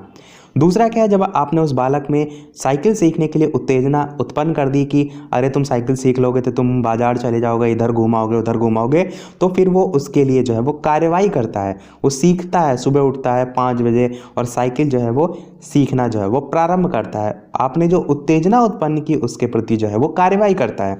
उस कार्रवाई के बाद जो है उस पर जैसे जैसे वो कार्रवाई करता जाता है, 1 महीना तक वो जो है चलाता रहेगा जैसे, तो उसका उस कार्य पर नियंत्रण आता जाता है। जैसे कि आप साइकिल सीख रहे हैं तो स्टार्टिंग में आपने कार्य किया, उतनी परफेक्शन आपके में नहीं होती है, परंतु जैसे जैसे समय बढ़ता है तो आपका उस कार्य पर जो है वो नियंत्रण आता है। उस नियंत्रण का और अपर रूप की बात करें तो सामंजस्य भी आप जो है उसमें बैठा लेते हैं कि कब आपको ब्रेक जो है वो मारनी, कब आपको अपनी साइकिल धीरे करनी है, कब तेज करनी है। और उस सामंजस्य के सबसे बाद में जो है वो स्वाभाविकरण, यानी कि आपके वो चीज़ जो है वो एक ब्लड में कहते हैं हमारे खून में आ जाती है, उस टाइप से आप कह सकती है। कार्य की शैली इतनी स्वचालित हो जाती है कि वो कार्य अपने आप होने लगता है। जैसे कि अब आप साइकिल बहुत बचपन में सीख चुके थे तो आप अब यदि चलाएं तो अब आपको सोचना नहीं पड़ता है कि अब आपको ब्रेक लगाना है या ये, वो कार्य अपने आप होता है। स्वाभाविकरण या नेचुरलाइजेशन हम उसे कहते हैं। और इसी के जो बाद मैंने आपको एक और पक्ष बताया था वो था आदत। तो वो चीज़ हमारी आदत में बन जाती। कोई भी चीज़ है स्टार्टिंग में हम सीखते हैं तो वो जो है आपको धीरे धीरे सामंजस्य बैठाना पड़ता है, परंतु बाद में जो है वो अपने आप स्वाभाविकरण हो जाता है। तो एक साइकिल के एग्जाम्पल से आप इन सभी का सीरियल भी याद रख सकते हैं और इन सभी चीज़ों को समझ भी सकते हैं। और इसी को आप जो साइकिल वाला है इसको एग्जाम्पल के तौर पर इन पॉइंट के अंतर भी जो है वो लिख सकते हैं। चलिए बढ़ते हैं आगे। अगला प्रश्न है 9वां कि मूल्यांकन के अंतर्गत संज्ञान सहगामी पक्ष से आपका क्या तात्पर्य है। तो मूल्यांकन के संज्ञानात्मक पक्ष जो है उसके पश्चात भावात्मक तथा कलात्मक और व्यवहारात्मक पक्ष आता है। इसी को संज्ञान सहगामी पक्ष जो है वो कहा जाता है। पीटीसी 2017 में जो है ये प्रश्न पूछा गया था, मूल्यांकन के अंतर्गत संज्ञान सहगामी पक्ष। बढ़ते हैं अगले और लास्ट प्रश्न की तरफ। लास्ट आपका प्रश्न है 10वां कि मूल्यांकन में युग्म जो है उसमें मूल्यांकन क्या होता है। तो मूल्यांकन में युग्म मूल्यांकन की बात करें तो जो छात्र छात्राएं होती हैं वो परस्पर एक दूसरे का सफलतापूर्वक मूल्यांकन जो करते हैं उसी को युग्म में मूल्यांकन कहते हैं। युग्म का मतलब ही होता है ग्रुप की यदि बात की जा रही है तो एक दूसरे का यदि छात्र मूल्यांकन कर रहे हैं तो उसे हम युग्म मूल्यांकन के नाम से जानते हैं। जितने भी यहाँ पर आप प्रश्न देख रहे हैं इनके बारे में आपको एक लाइन अवश्य पता होना चाहिए कि वो चीज़ आखिर होती क्या है। यदि प्रश्न पूछा गया तो आप ब्लैंक ना छोड़ के आए, उसे जो है अपने लैंग्वेज में जो है वो लिख सकें। इसके अलावा वीडियो में आगे बढ़ने से पहले हम आपको ये बता दें कि जो भी आप पेपर आपके होंगे डीएलएड 3rd सेमेस्टर या किसी भी अन्य सेमेस्टर के, जब आप उस पेपर को भेजेंगे तब उसका सॉल्यूशन जो है वो कराया जाएगा। तो आप सभी पेपर जो है इन सभी में से किसी भी माध्यम पर भेज सकते हैं। फेसबुक पर अगर आपको भेजना है तो बालाजी स्टडी अड्डा नाम से आपकी जो है वो आईडी बनी हुई है और वहां पर आप भेज सकते हैं। टेलीग्राम जो है उस पर विमल 17Z नाम से आप यूजर नेम सर्च करेंगे तो इस पर भेज सकते हैं। इंस्टाग्राम पर विमल सिंह 17Z नाम से आप जो है वो मैसेज कर सकते हैं। और जीमेल आईडी पर अगर आप भेजना चाहते हैं तो विमल सिंह 1212@gmail.com इस पर भेज सकते हैं। चारों में से किसी पर भी जब भी आपका पेपर हो शीघ्र अतिशीघ्र पेपर जो है वो भेज दीजिएगा ताकि हम उसको जल्द से जल्द उसका सॉल्यूशन जो है आपको प्रोवाइड करा सकें। तो चलिए बढ़ते हैं वीडियो में आगे। तो प्रश्न है आपका कि मौखिक अभिव्यक्ति जो है उसकी विशेषताएं लिखे। तो मौखिक अभिव्यक्ति होता क्या है। अभिव्यक्ति होता है अपने विचारों को प्रकट करना। मौखिक होता है कि बोलकर। तो मौखिक अभिव्यक्ति की विशेषताएं जो है वो देखते हैं। तो सामान्यतः बालक अनुकरण द्वारा मौखिक जो भाषा है उसका प्रयोग स्वयं ही जो है वो करने लगता है। अनुकरण मतलब होता है कि आपको कोई देख कर नकल करके जो है वो सीखे।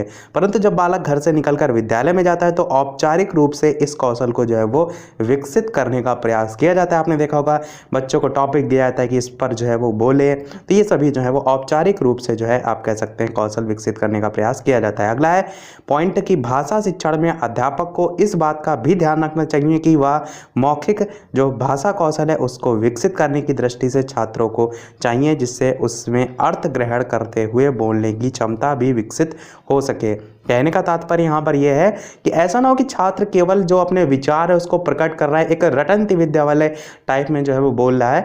अपितु अर्थ भी उसका ग्रहण करे कि वो जो कह रहा है उसका तात्पर्य क्या है, उसका जो उद्देश्य क्या है और जो बोल रहा है उसका क्या अर्थ निकल रहा है।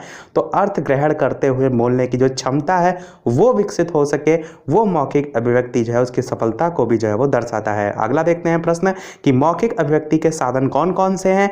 ये प्रश्न आपका पूछा जा चुका है। तो इसमें वार्तालाप है, कहानी कथन है, भाषण है, कविता पाठ है। ये आपका हिंदी में प्रश्न पूछा गया था। संवाद, चर्चा, परिचर्चा, विचार विमर्श, आत्मकथा, संस्मरण, ये सभी जो है वो मौखिक रूप से अभिव्यक्ति के साधन हैं जो कि हम यूज़ भी करते हैं। अगला देखते हैं प्रश्न कि लिखित परीक्षा के क्या उद्देश्य हो सकते हैं।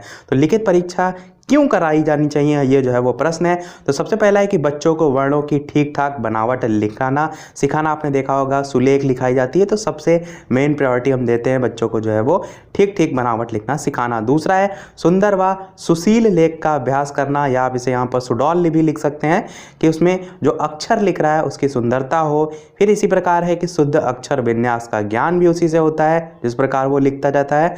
इसी प्रकार वाक्य रचना के नियमों से भी जो है वो परिचित कराना कि किस प्रकार जो है वो वर्णों से शब्दों का निर्माण करना है, शब्दों से वाक्यों का निर्माण करना है। तो वाक्य रचना के नियमों से भी परिचित जो है वो होता है। अगला पॉइंट है कि विषयानुकूल भाषा शैली का प्रयोग करना भी जो है वो सीखता है, विषय जिस प्रकार का है उसके आधार पे।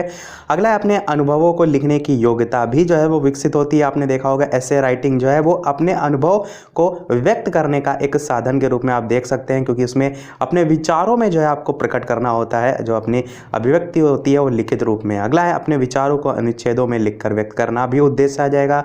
मौलिक रचना करने योग्य बनाना भी, जैसे कि आप कवि देखते हैं, लेखक देखते हैं तो रचनाएं करते हैं, तो रचनाएं कैसे करते हैं, उनमें जो क्षमता होती है वो कहाँ से आती है। तो एक उद्देश्य में ही आता है कि मौलिक रचना करने योग्य छात्रों को बनाना भी इसमें आ जाएगा। इसी प्रकार साहित्य के प्रति रुचि जागृत करना भी उद्देश्य में आ जाएगा। तो सभी आप पॉइंट लिख सकते हैं। कोशिश करिएगा कि याद कर लीजिएगा ताकि किसी अन्य प्रश्न में भी आप इन बिंदुओं को लिख सकें। अगला है कि लिखित अभिव्यक्ति जो है उसकी उपयोगिता क्या है। ऊपर हमने उद्देश्य देखा, अब उपयोगिता कहाँ कहाँ होती है। तो इसमें बालक का ज्ञान दृढ़ और स्थायी हो जाता है। इसके अलावा पठित जो अंश है, जो पढ़ा हुआ भाग है या विषय वस्तु है, उसको भली प्रकार से वो समझ भी लेता है। इसी प्रकार बालक में मौलिकता, जिसको हम कहते हैं नवीनता, इसका विकास भी होता है। और बालक में चिंतन शक्ति, ग्रहण शक्ति का विकास भी होता है। देखिए प्रश्न पूछने का तरीका जो है वो अलग हो सकता है। आपको प्रश्न जो है वो यही देखने को मिलेंगे, परंतु दूसरे तरीके से जो है उसे घुमाकर जो है वो पूछ लिया जाता है। तो आपको क्या करना है, चीज़ों को समझना है कि किस प्रकार जो बिंदु है उनको लिखना है, और जो कुछ पॉइंट हैं उनको अपने दिमाग में भी रखिए। इसलिए मैंने ऊपर रटने की बात की, ताकि प्रश्न में थोड़े बहुत बिंदु आपको पहले से रटे होंगे तो आप अपने आप से जो है जो अपने विचार हैं उनको लिख पाएंगे। अगला देखते हैं प्रश्न की साक्षात्कार से जो है वो क्या आशय है। तो साक्षात्कार आप इंटरव्यू जानते हैं, उसको किस प्रकार आप थ्योरी में लिखेंगे। तो साक्षात्कार अनुसंधान की कोई प्रणाली जो है वो नहीं है, अपितु आकलन प्राप्त करने का एक प्रभावशाली उपकरण है। ये आप जो लाइन देख पा रहे हैं ये इसका कीवर्ड है। कीवर्ड मैंने आपको बताया था क्या होता है कि कोई भी प्रश्न पूछा गया तो उसके बारे में एक लाइन में आपको पता होना चाहिए कि आप क्या जो है किस बिंदु को लेकर उसके बारे में लिखेंगे। तो आकलन मतलब किसी भी छात्र का आपको आकलन करना है कि उसमें क्या अच्छाइयाँ हैं, क्या कमियां हैं। तो वो आकलन करने का एक प्रभावशाली उपकरण के रूप में साक्षात्कार जो है वो होता है। इसमें साक्षात्कारकर्ता और उत्तरदाता के मध्य बातचीत और अंतरक्रिया होती है। आपने देखा है साक्षात्कार एक शोध उपकरण के रूप में विषय जो है उसकी समस्याओं के निदान के लिए जो है वो प्रयोग में लाया जाता है। इसके द्वारा हम जो विषय है उसके मनोभावों का पता स्वाभाविक रूप से बातचीत के माध्यम से जो है वो लगा लेते हैं, जैसे आपने देखा भी होगा।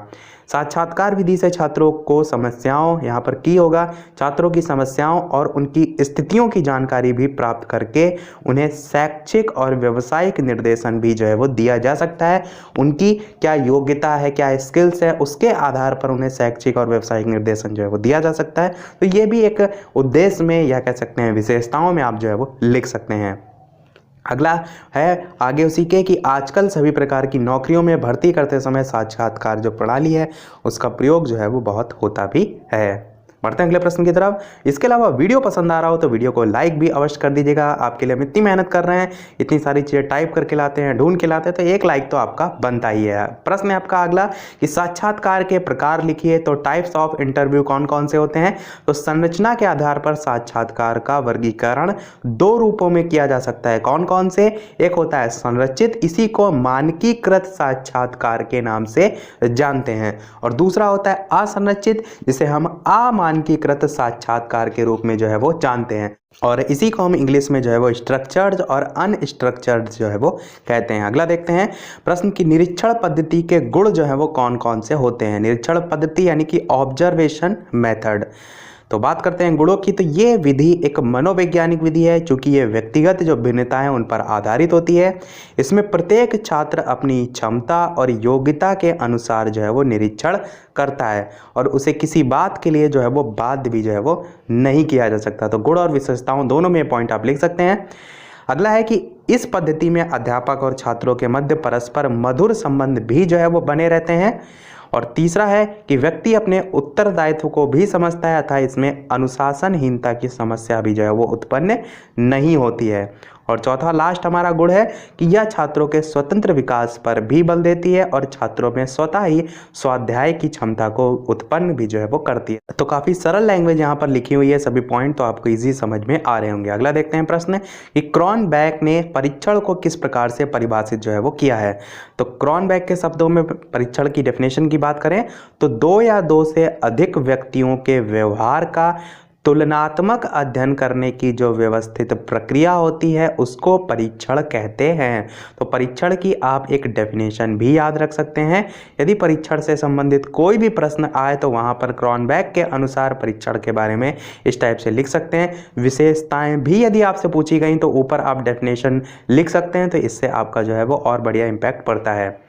अगला देखते हैं प्रश्न की उत्तम परीक्षण की 4 व्यवहारिक कसौटियों के नाम लिखिए। तो व्यवहारिक कसौटियों में एक हो जाएगा उद्देश्य पूर्णता, एक हो जाएगा व्यापक, समय और कीमत, और सुगमता। तो ये सभी व्यवहारिक कसौटियां हो जाएंगी उत्तम परीक्षण की। अगला देखते हैं अच्छे परीक्षण की तकनीकी की 5 कसौटी जो है उनके नाम लिखिए। तो यहाँ पर तकनीकी कसौटी के बारे में पूछा गया है, ऊपर जो पूछा गया था वो व्यवहारिक कसौटियों के बारे में पूछा गया था। तो व्यवहार पर आधारित है, यहाँ पर टेक्निक पर आधारित है। तो तकनीकी कसौटियों में हो जाएगा पहला वैधता, दूसरा हो जाएगा विश्वसनीयता, तीसरा हो जाएगा वस्तुनिष्ठता, अगला हो जाएगा विभेदन शक्ति, और पांचवा हो जाएगा आपका मानक। तो ये जो प्रश्न आप देख पा रहे हैं ये आपका बीटीसी में 2 बार पूछा जा चुका है। एक बार बीटीसी के 2016 के पेपर में पूछा जा चुका है, एक बार 2018 में पूछा जा चुका है। तो ध्यान रखिएगा, इंपॉर्टेंट है। मैं एक एक लाइन भी बता देता हूँ, जिससे यहाँ पर बात किसकी हो रही है, अच्छे परीक्षण की। तो कोई भी आप टेस्ट ले रहे हैं तो उसमें सबसे क्या जरूरी ज़्यादा है कि वैधता हो। कोई भी आप जांच परख करते हैं तो सबसे जरूरी क्या है, कोई परीक्षण कि वो वैधता हो, उसमें सत्यता हो, उस वस्तु जिस भी वस्तु का आप जो है वो मापन कर रहे हैं। दूसरा हो जाएगा विश्वसनीयता। विश्वसनीयता भी जरूरी है, क्योंकि कोई भी चीज़ खरी उतर रही कितनी, तो वो उसके विश्वसनीयता परीक्षण जो है उसी पर डिपेंड करता है। वस्तुनिष्ठता क्या होता है कि प्रत्येक परीक्षक एक ही निर्णय जो है वो प्राप्तांक दे। ये वस्तुनिष्ठता का जो गुण है उसको जो है वो दर्शाता है।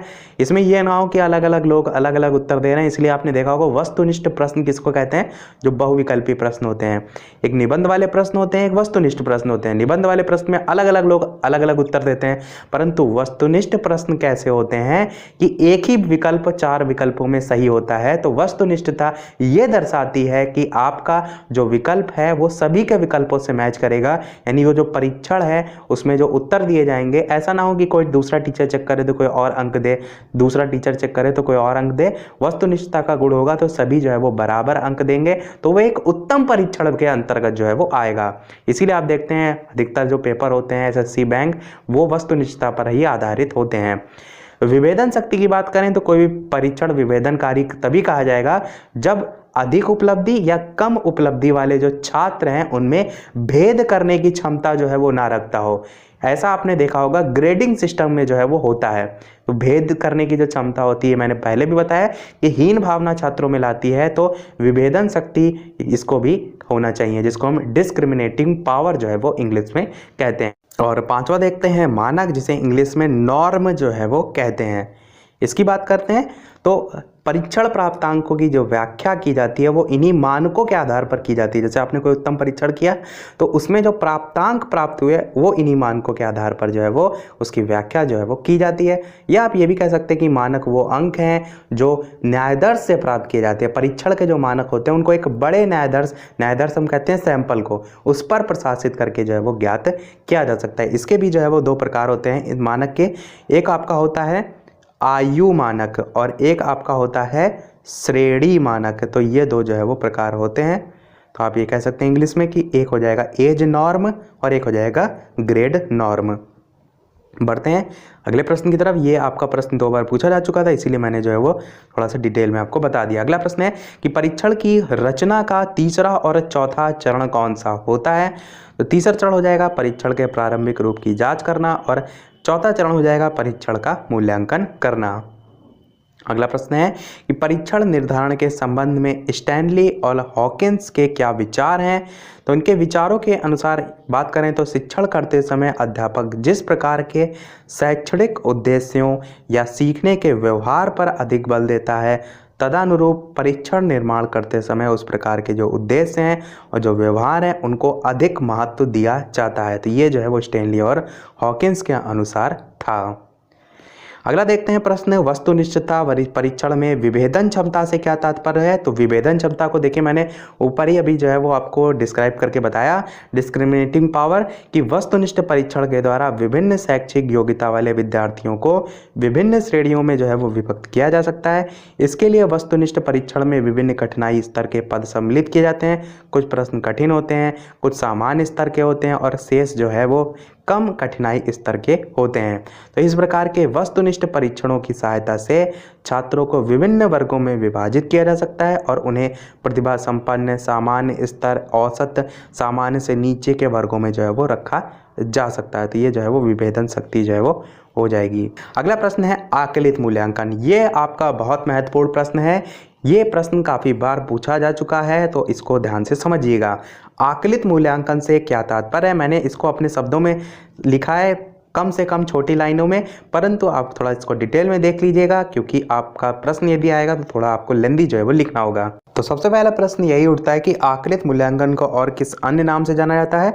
तो इसी को जो है वो योगात्मक मूल्यांकन के नाम से भी जाना जाता है, जो कि मैंने नीचे लिख रखा है। सबसे पहले जानते हैं डेफिनेशन। तो कोई शिक्षक या मूल्यांकनकर्ता पाठ्यक्रम की समाप्ति पर या शैक्षिक कार्यक्रम के अंत में या शिक्षा सत्र की समाप्ति पर जो मूल्यांकन करता है उसे आकलित मूल्यांकन या कह सकते हैं योगात्मक मूल्यांकन या कह सकते हैं समेटिव इवैल्यूएशन इंग्लिश में जो है वो कहते हैं। तो बहुत ही सिंपल सी डेफिनेशन है, आप इसी तरीके से ध्यान रख सकते हैं कि कोई शिक्षक या मूल्यांकनकर्ता पाठ्यक्रम की समाप्ति पर, शैक्षिक कार्यक्रम के अंत में या शिक्षा सत्र की समाप्ति पर जो मूल्यांकन करता है। आप देखिए इसको समझते हैं।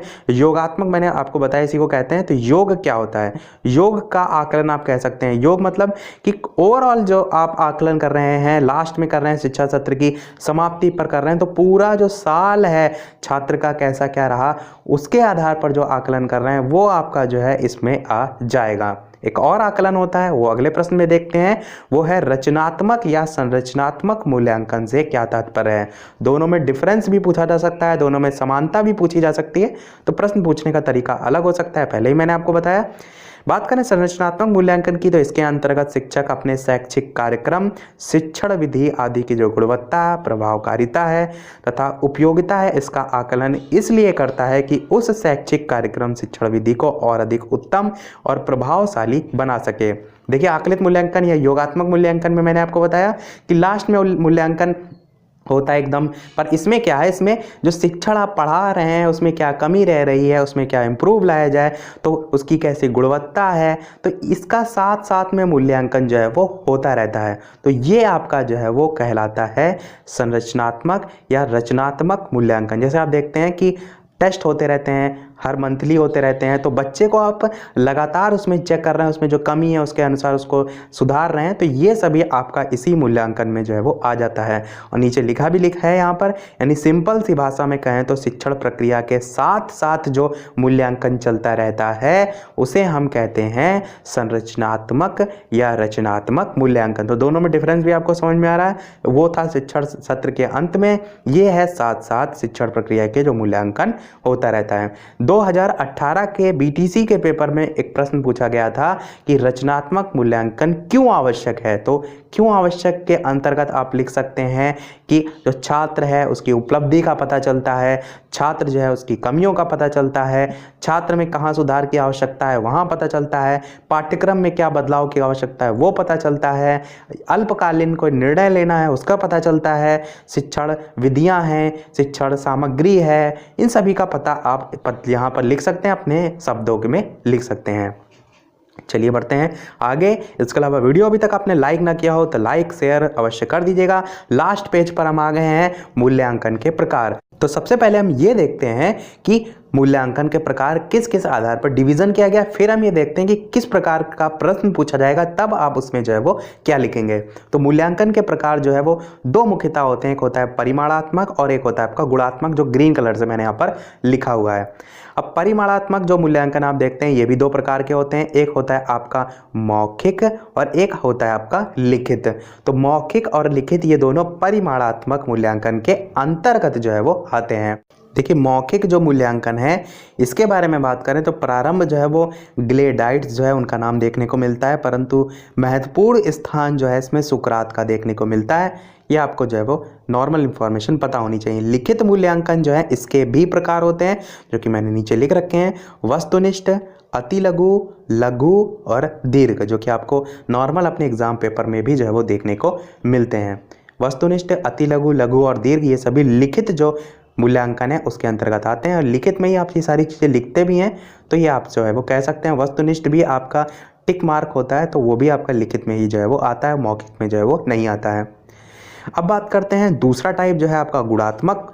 गुणात्मक की बात करें, ये सभी मूल्यांकन जो है उसके प्रकार हैं। तो गुणात्मक मूल्यांकन की बात करें तो जांच की सूची या स्तर माप ये पहला प्रकार होता है गुणात्मक मूल्यांकन का, या इसी के अंतर्गत आप कह सकते हैं जो बांटे गए हैं प्रकार। दूसरा हो जाएगा अवलोकन या निरीक्षण, तीसरा हो जाएगा आपका घटनावृत्त और चौथा हो जाएगा आपका साक्षात्कार। तो ये चार प्रकार होते हैं गुणात्मक मूल्यांकन के। अब इन प्रकारों के अंतर्गत भी साक्षात्कार जो आप देख रहे हैं, और यही सेम प्रश्न मैंने अभी आपको बताया भी था, साक्षात्कार के प्रकार बताइए। तो वहां पर मैंने बताया था संरचित और असंरचित। तो आपने देखा कि किस प्रकार मूल्यांकन के प्रकार में गुणात्मक आता है, गुणात्मक के अंतर्गत साक्षात्कार आता है और उसके प्रकार के अंतर्गत ये आते हैं। तो यदि ये चार्ट आपको जो है याद है तो आप काफ़ी जो प्रश्न हैं उनको आसानी से जो है वो कर सकते हैं। तो ये हमने देखा दो मुख्यतः प्रकार, और एक और प्रकार होता है जो कि मिचेल स्क्रीवन के अनुसार 1967 में जो है वो बांटा गया था, जो कि हमने अभी समझे, रचनात्मक मूल्यांकन और आकलित मूल्यांकन। रचनात्मक को संरचनात्मक कहते हैं और आकलित को जो है वो योगात्मक मूल्यांकन कहते हैं। अब आपसे ये प्रश्न आपके मन में उठ सकता है कि आपसे प्रश्न जो है वो किस प्रकार पूछा जा सकता है। आपके प्रश्न में लिखा होगा कि मूल्यांकन के प्रकार लिखिए, तो आप जो है वो कौन से लिखेंगे, ये वाले लिखेंगे कि ऊपर वाले लिखेंगे।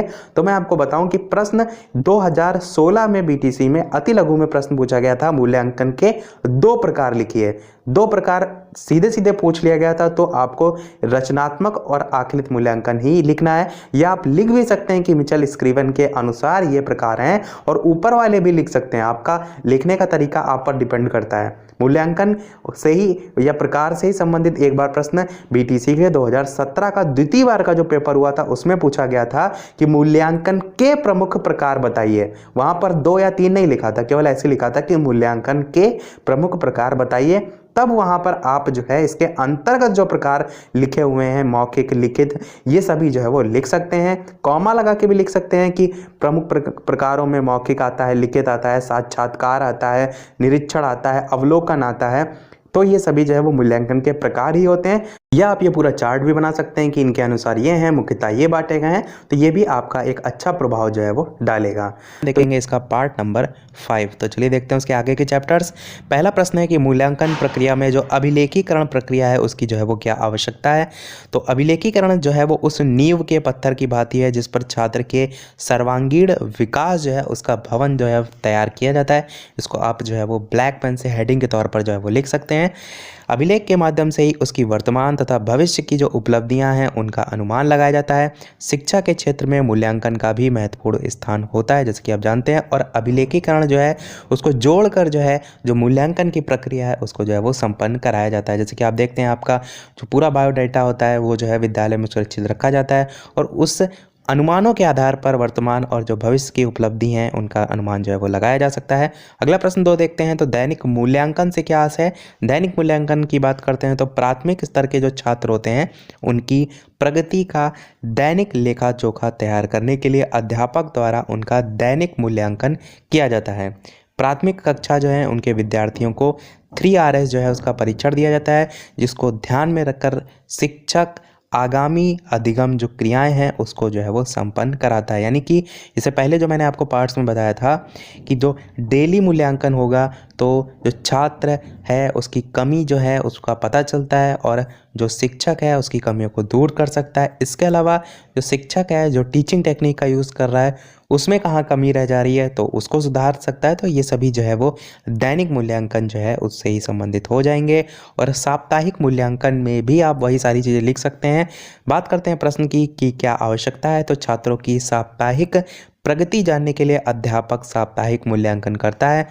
छात्र जो है वो ड्रिल विधि के आधार पर पहाड़े, गिनती, कविता आदि जो है वो सीखते हैं। अध्यापक के द्वारा सप्ताह भर के कार्य का निरीक्षण तथा मूल्यांकन भी जो है वो किया जाता है और इसके आधार पर शिक्षक को आने वाले सप्ताह के कार्यों को करने का मौका भी जो है वो मिल जाता है। तो ये जो है विशेषताओं में जो है आप लिख सकते हैं और जिसके परिणाम स्वरूप छात्रों को उपचारात्मक शिक्षण प्रदान करके उसकी कमजोरियों का निवारण भी जो है वो किया जाता है। तो ये जो है वो साप्ताहिक जो है आपका मूल्यांकन में आ जाएगा। इसी से संबंधित है आपका मासिक मूल्यांकन से जो है वो क्या लाभ है। तो इसमें बात करें तो शिक्षक छात्रों के ज्ञान, हस्तकला, वाचन कला, गणित और तर्क की योग्यताओं का मासिक रूप में मूल्यांकन करते हैं। जैसे कि ऊपर हमने देखा साप्ताहिक, दैनिक। इसी प्रकार मासिक मूल्यांकन में दैनिक और साप्ताहिक जो मूल्यांकन है वो मिले हुए रहते हैं। तो ये आपका एक अच्छा पॉइंट हो सकता है। मासिक मूल्यांकन के आधार पर शिक्षक द्वारा जो छात्र है, यहाँ पर छात्र होगा, छात्र की प्रगति का शैक्षिक अभिलेख जो है वो तैयार किया जाता है तथा छात्र की प्रगति से संबंधित चार्ट भी जो है वो तैयार किया जाता है। और जो चीज़ मैंने ऊपर बताई कि उसकी जो कमियां हैं उसको इस आधार पर दूर कर सकते हैं। ये आगे देखिए लिखा है कि छात्र की कमजोरियों का आकलन तथा उसकी वार्षिक स्थिति का पता भी जो है इसी के माध्यम से लगाया जाता है। अगला प्रश्न देखते हैं 5वां। अर्धवार्षिक मूल्यांकन से अध्यापक को क्या सहायता मिलती है। बात करें उत्तर की तो विद्यार्थी विद्यालय में दैनिक, साप्ताहिक तथा मासिक मूल्यांकन की अपेक्षा अर्धवार्षिक जो परीक्षाएं हैं उनके प्रति भयग्रस्त रहते हैं। आपने देखा होगा अर्धवार्षिक परीक्षाओं के प्रति जो छात्र हैं उनका जो रवैया रहता है। अर्धवार्षिक मूल्यांकन छात्रों की अर्धवार्षिक प्रगति की संपूर्ण जानकारी जो है वो करने में सहायता करता है। छात्र तथा पूरी कक्षा की प्रकृति भी बताता है कि वहाँ जो है वो किस प्रकार जो है वो जो पढ़ाई है उसमें क्या स्तर है छात्रों का, और उसके साथ साथ कक्षा में कमज़ोर छात्रों का पता भी जो है वो इसी के माध्यम से लगाया जा सकता है। जो रैंकिंग होती है फर्स्ट, सेकंड, थर्ड, शिक्षक जो है वो परीक्षा का परिणाम अभिभावकों को भेजते हैं जिससे उनको अपने बालकों की उन्नति तथा अवनति का संपूर्ण ज्ञान भी प्राप्त हो जाता है। जैसे कि आप रिजल्ट जो है वो देखते हैं और वे अपने बालकों पर ध्यान देने लगते हैं तथा विद्यालय का सहयोग भी जो है वो करने लगते हैं। यदि जो अध्यापक हैं वो ये पाते हैं कि उनका जो छात्र है वो जो पढ़ाई है उसमें जो है वो मन नहीं लगा रहा है या उसका स्तर कम है तो उस आधार पर अध्यापक भी ध्यान देते हैं। और कॉलेज जो है यानी कि जो स्कूल जो है उसमें भी छात्र पर विशेष ध्यान दिया जाता है यदि उसके अंक जो है वो कम आ रहे हैं। अगला प्रश्न 6 देखते हैं कि निदानात्मक परीक्षण और उपचारात्मक शिक्षण से क्या आशय है। बात करें उत्तर की तो शिक्षा या शिक्षण से संबंधित जो उद्देश्य होते हैं तथा लक्ष्यों की पूर्ति और जो प्राप्ति है उसमें जो बाधक तत्व होते हैं या किसी समस्या के वास्तविक जो कारण होते हैं उनका पता जो लगाना होता है उसको पता लगाने को जो है वो शैक्षणिक निदान जो है वो कहते हैं, और उस समस्या शिक्षण द्वारा सुलझाने को उपचारी शिक्षण जो है वो कहते हैं। तो ये जो है वो दोनों के बारे में हो गया। आगे बात करें तो निदानात्मक परीक्षाएं उपलब्धि परीक्षकों का ही एक रूप है। इसके अंतर्गत अधिगम अनुभव द्वारा अर्जित जो ज्ञान है उसकी विशिष्टताओं एवं कमियों का जो है वो मूल्यांकन किया जा सकता है। और एक चीज़, निदानात्मक जो परीक्षण है इसी को जो है वो विश्लेषणात्मक परीक्षण के नाम से भी जो है वो जाना जाता है। तो ये भी जो है वो ध्यान रखिएगा, हो सकता हो अन्य नाम से जो है वो पूछ लिया जाए। इसके अलावा क्रो एंड क्रो की यदि निदानात्मक परीक्षण की परिभाषा की बात करें तो उन्होंने कहा था निदानात्मक जो परीक्षण है उसका निर्माण विद्यार्थियों की जो अधिगम संबंधी विशेष जो कठिनाइयाँ होती हैं उसका ज्ञान प्राप्त करने या कह सकते हैं निदान करने के लिए जो है वो किया जाता है। ये जो है वो क्रो एंड क्रो की जो है वो डेफिनेशन थी निदानात्मक परीक्षण को लेकर। इसके अलावा उपचारात्मक परीक्षण के उद्देश्य बताइए। इस प्रकार से 2018 में प्रश्न पूछा जा चुका है। तो उद्देश्य में आप लिख सकते हैं कि छात्रों के व्यवहार में परिवर्तन करना या योग्यताओं में वृद्धि करना या मानसिक जो तनाव है उसके कारण शिक्षण कार्य में जो होने वाले अवरोध हैं उसको दूर करना, छात्रों में आत्मविश्वास जो है उसकी भावना जागृत करना। इस टाइप से जो है आप अपने अनुसार जो है वो पॉइंट लिख सकते हैं। अगला प्रश्न देखते हैं कि निदानात्मक समस्याओं से संबंधित कौन कौन से कारण हो सकते हैं। तो कौन कौन से कारण हो सकते हैं? सबसे पहला तो शारीरिक कारण हो सकता है। इसके अलावा बौद्धिक और मनोवैज्ञानिक कारण हो सकता है। यहाँ पर आप हेडिंग याद रखिएगा, अंदर का मैटर आप अपने अनुसार लिख सकते हैं, तो हेडिंग अवश्य याद रखिएगा। इसी प्रकार वैयक्तिक तथा सामाजिक कारण भी हो सकते हैं और वातावरणीय तथा अनुदेशनात्मक कारण भी जो है वो हो सकते हैं। अगला प्रश्न 8 है, निदान प्रक्रिया के महत्वपूर्ण पद या सोपान इसी को कहते हैं, सीढ़ी जैसे हम कहते हैं या कह सकते हैं चरण कौन कौन से होते हैं, कौन कौन से स्टेप होते हैं, तो ये जो है वो बताइए। तो निदान प्रक्रिया जो है उसके 5 महत्वपूर्ण पद या सोपान होते हैं, कौन कौन से। और इसके अलावा वीडियो पसंद आ रहा हो तो वीडियो को लाइक अवश्य कर दीजिएगा। आपके एक लाइक से मुझे मोटिवेशन मिलता है, मैं आपके लिए और ऐसे अच्छे से अच्छे वीडियो ला सकूं। तो पहला है कौन, यानी कि हु, कौन से छात्र हैं जिन्हें निदान की आवश्यकता है, सबसे पहले तो ये चरण आएगा। फिर कहाँ, यानी वेयर, छात्रों को कहाँ समस्याएं हैं। फिर क्यों, यानी समस्या का कारण जो है वो क्यों है। फिर क्या, यहाँ पर क्यों होगा। और इसके बाद क्या, यानी कि क्या उपचार और सुझाव जो है वो दिए जाएं। फिर कैसा, यानी कि समस्या की रोकथाम कैसे जो है वो की जाए। तो ये 5 जो है आपके निदान प्रक्रिया के महत्वपूर्ण पद या सोपान जो है वो होते हैं। इंग्लिश में आप याद रख सकते हैं who, where, why, what, how. तो ये जो है आपके 5 हो जाएंगे। बढ़ते हैं अगले प्रश्न 9 की तरफ कि प्रश्न करने का प्रमुख उद्देश्य क्या होता है। पीटीसी 2016 में पूछा गया था।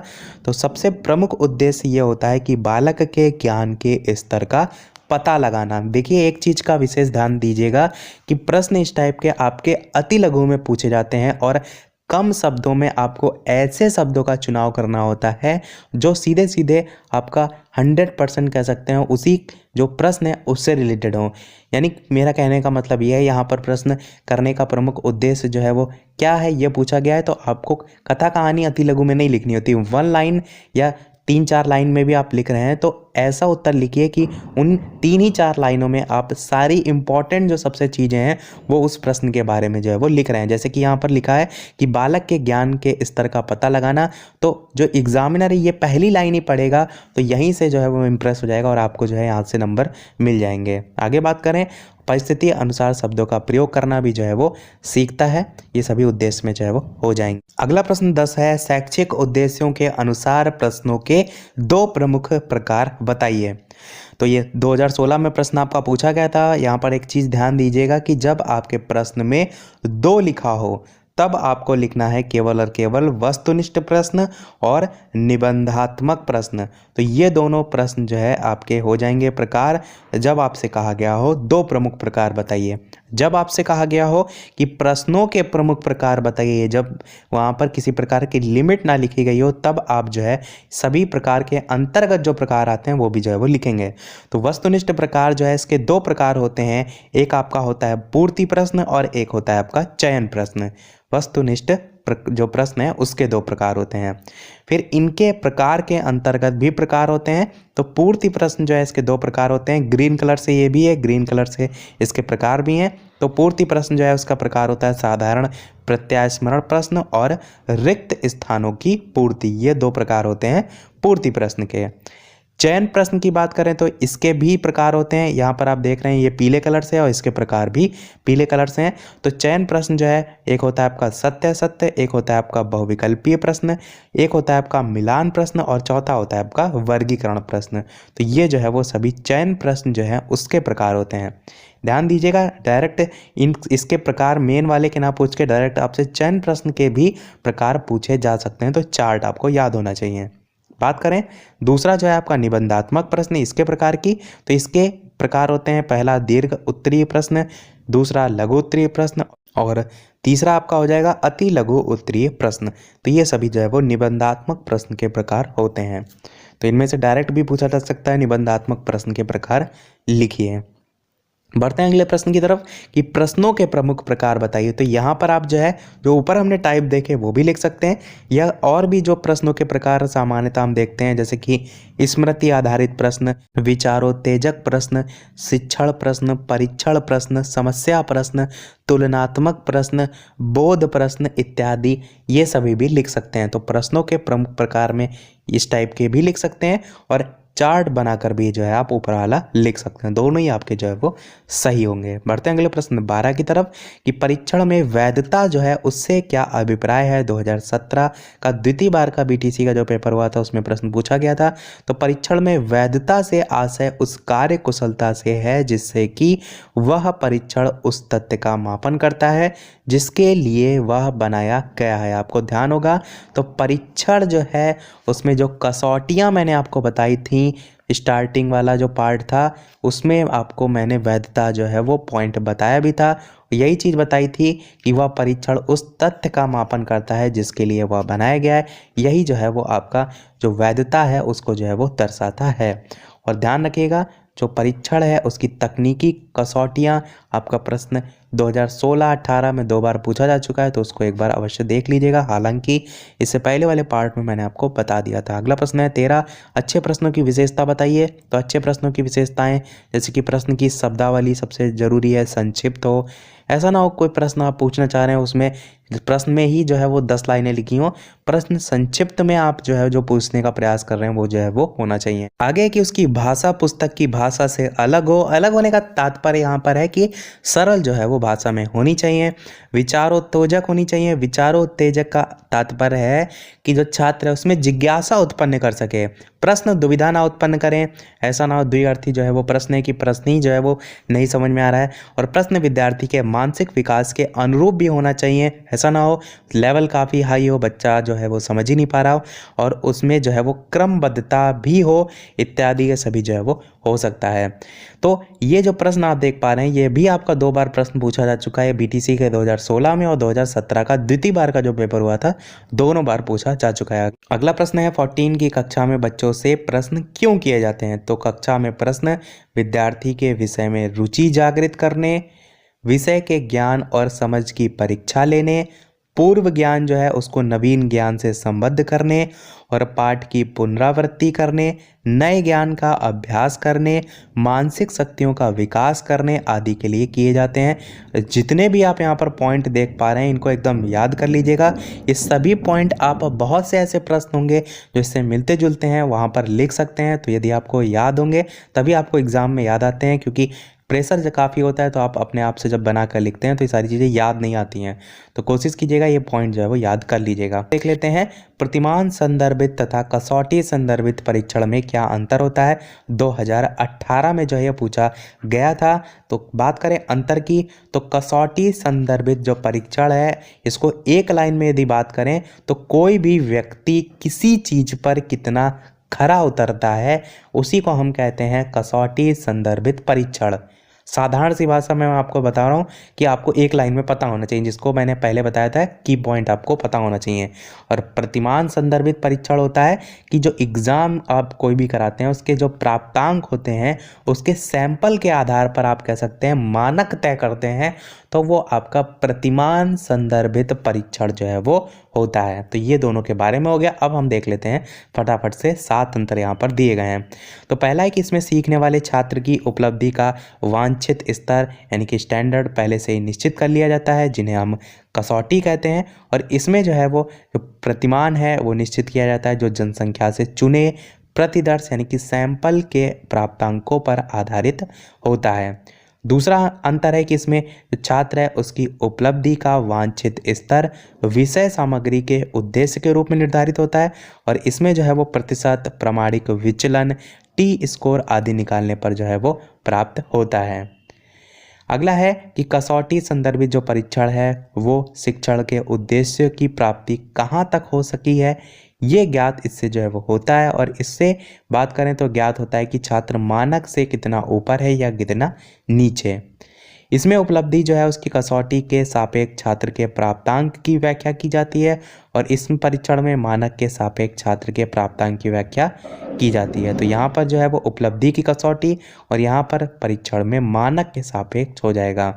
पांचवा, इसके लिए किसी अन्य छात्र या समूह से तुलना की आवश्यकता नहीं होती, और इस परीक्षण में छात्र के प्राप्तांक के आधार पर उसकी समूह की स्थिति का ज्ञान होता है, और इसमें अन्य छात्र या समूह से तुलना जो है वो की जाती है। तो इसमें तुलना की जाती है, इसमें तुलना की आवश्यकता नहीं होती। इसमें कसौटी संदर्भित परीक्षण के निर्माण में सभी शैक्षणिक उद्देश्यों पर प्रश्न की रचना की जाती है, जिससे कि प्रश्न को उद्देश्य जो है उसकी दृष्टि से वैध बनाया जा सके। और इसमें जो है बात करें तो प्रतिमान संदर्भित जो परीक्षण है उसकी रचना करते समय शिक्षण की समस्त इकाइयों जैसे कि पाठ्य वस्तु, इन पर प्रश्नों का चयन जो है वो किया जाता है, जिससे संपूर्ण शिक्षण सामग्री का परीक्षण हो सके। लास्ट अंतर की बात कर लेते हैं।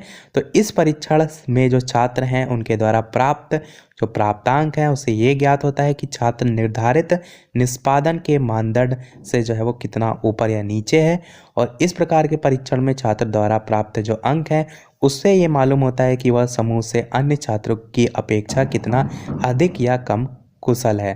तो यहाँ पर अधिक या कम कुशल, यहाँ पर कितना स्टैंडर्ड जो है ऊपर या नीचे, तो ये सभी आप अंतर जो है वो देख सकते हैं। चलिए शुरू करते हैं। पहला प्रश्न है आपका, सतत एवं मूल्यांकन या डायरेक्ट आप कह सकते हैं सतत मूल्यांकन के लिए कौन सी पद्धतियाँ प्रभावी होती हैं। तो इसके लिए 2 पद्धतियाँ प्रभावी हो सकती हैं। पहला कि बच्चे के साथ लगातार बातचीत करना, उसके साथ कम्युनिकेशन करना, संप्रेषण करना। दूसरा कि प्रत्येक क्रियाकलाप के दौरान बच्चे का सतर्क अवलोकन भी करना। अवलोकन करने का जो मेन रीज़न होता है बच्चे की जो त्रुटियां हैं उसको समझना, और समझने के बाद जो है उनको दूर करना। अगला प्रश्न है बहुआयामी बुद्धिमत्ता जिसे हम मल्टीपल इंटेलिजेंस कहते हैं, इसका सिद्धांत जो है वो क्या है। यदि यहाँ पूछ लिया गया होता कि ये सिद्धांत किसने दिया है तो हार्वर्ड गार्डनर ने जो है ये सिद्धांत जो है वो दिया है। बात करें कि सिद्धांत क्या है तो इस सिद्धांत के अनुसार बच्चों में विभिन्न प्रकार की क्षमताएं होती हैं, अतः व्यक्तित्व के भिन्न भिन्न क्षेत्रों में बच्चों की प्रगति और अधिगम के बारे में सूचना और प्रमाण जुटाने के लिए बच्चों के साथ काम करने और आकलन के तरीके भी अलग अलग होने चाहिए। तो जैसे कि नाम से ही स्पष्ट है बहुआयामी यानी कि अलग अलग सभी में प्रतिभाएं हैं, तो उसी के अनुसार अलग अलग तरीके भी जो है वो होने चाहिए। अगला है कि बच्चों के साथ काम और आकलन के तरीके क्या होने चाहिए। तो भय रहित होना चाहिए, सबसे पहला तो ये ज़रूरी है। तनाव रहित होना चाहिए, भेदभाव रहित होना चाहिए, बाल केंद्रित होना चाहिए और विश्वसनीय भी जो है वो होना चाहिए। तो ये सभी जो है वो पॉइंट वाइज भी जो है आप लिख सकते हैं। अगला प्रश्न है कि परियोजना या प्रोजेक्ट कार्य जो है वो क्या है। तो किसी उद्देश्यपूर्ण कार्य को निर्धारित समय सीमा के अंतर्गत संपादित किए जाने वाली जो गतिविधि है, क्रियाकलाप है, वो जो है आपकी प्रोजेक्ट या परियोजना जो है वो कहलाती है। इस पर आधारित पिछले एक पार्ट में मैंने आपको थोड़ा सा लॉन्ग क्वेश्चन टाइप का बताया था, वहाँ पर 1 लाइन में आपको समझाया था, तो यहाँ पर आप 1 लाइन में इसकी डेफिनेशन ध्यान रख सकते हैं। अगला क्या है कि प्रदत्त कार्य क्या है। तो प्रदत्त कार्य में अपेक्षित जो दक्षताएं हैं उसकी संप्राप्ति हेतु बच्चों से विभिन्न प्रकार के शैक्षिक अभ्यास जो है वो कराए जाते हैं। तो ये जो है वो प्रदत्त कार्य होता है। अगला है छात्र प्रोफाइल की क्या आवश्यकता है? तो बच्चों द्वारा किए गए कार्यों और उपलब्धियों का विवरण रखने हेतु जो है वो छात्र प्रोफाइल तैयार की जाती है। तो सभी यहाँ पर बहुत ही सरल से सरल भाषा में लिखे हुए हैं, सभी चीज़ें आपको समझ में आ रही होंगी। अगला देखते हैं ग्रेडिंग सिस्टम क्या है। तो शिक्षा का अधिकार अधिनियम 2009 और राष्ट्रीय पाठ्यचर्या की रूपरेखा 2005 में संकल्प सतत और व्यापक मूल्यांकन की प्रक्रिया में अंकों के स्थान पर जो ग्रेड है प्रणाली उसको अपनाया जा रहा है। इससे बच्चों की क्षमता का आकलन अंकों के स्थान पर ग्रेड बिंदुओं में किया जाता है। इससे पहले मैंने आपको एक प्रश्न में बताया भी था कि किस प्रकार हम जो मानक है वो तय करते हैं, जैसे कि 90% के ऊपर है तो A+ ग्रेड या 90% के नियर बाई है तो A ग्रेड, इस टाइप से। और यही चीज़ अंकों में भी जो है हम निर्धारण करते हैं। अगला है ग्रेड सिस्टम की मान्यता क्या है। तो इसकी मूल मान्यता है कि अंक दिए बिना ही बच्चों के विकासात्मक शैली का आकलन किया जा सके। तो मैंने आपको बताया था कि छात्रों में हीन भावना ना उत्पन्न हो कि उसके जो है इतने % हैं और मेरे कम % हैं। तो इसके लिए ग्रेड जो है पूरा आप कह सकते हैं एक रेंज निश्चित कर दी जाती है, इस रेंज से इस रेंज के बीच सभी जो है उसी ग्रेड में आ रहे हैं। तो कहीं ना कहीं बच्चों के जो अंक हैं उस पर जो है वो डिपेंडेंट ना रहे, जो मेन जो शिक्षा का उद्देश्य है विकासात्मक शैली, इसका आकलन जो है वो किया जा सके। अगला प्रश्न देखते हैं, शोध क्या है। तो शोध की बात करें तो शोध एक प्रक्रिया है जिसका उद्देश्य मौलिक समस्याओं का अध्ययन करके जो नवीन तथ्य हैं उनकी खोज करना, नवीन सत्य की स्थापना करना और नवीन सिद्धांतों का प्रतिपादन करना भी जो है वो होता है। ये जो है वो शोध हो जाएगा। अगला है शोध के प्रकार बताइए। तो आपका शोध को 3 वर्गों में विभाजित किया जा सकता है। यहाँ पर मूलभूत होगा यहाँ पर, और इसी को मौलिक शोध के नाम से भी जाना जाता है। दूसरा हो जाएगा व्यवहारिक शोध और तीसरा हो जाएगा क्रियात्मक शोध। क्रियात्मक शोध आपका जो है पूरा सब्जेक्ट ही है, शैक्षिक मूल्यांकन क्रियात्मक शोध। तो ये जो है वो 3 शोध के वर्गीकरण हो जाएंगे। अगला प्रश्न देखते हैं कि मौलिक शोध क्या होता है, जो कि हमने शोध का 3 प्रकार देखे उसमें। फिर हम जो व्यवहारिक शोध है वो देखेंगे, फिर हम क्रियात्मक शोध देखेंगे। तो मौलिक शोध की बात करें तो इसमें सिद्धांत जो है वो खोजे जाते हैं या सिद्धांतों का विकास जो है इसमें किया जाता है। जैसे अधिगम का सिद्धांत हो गया, न्यूटन का सिद्धांत हो गया, तो ये सभी मौलिक शोध में जो है वो आते हैं। तो एक एक लाइन में सारी चीज़ें ध्यान रखिएगा। फिर बात करें व्यवहारिक शोध क्या होता है।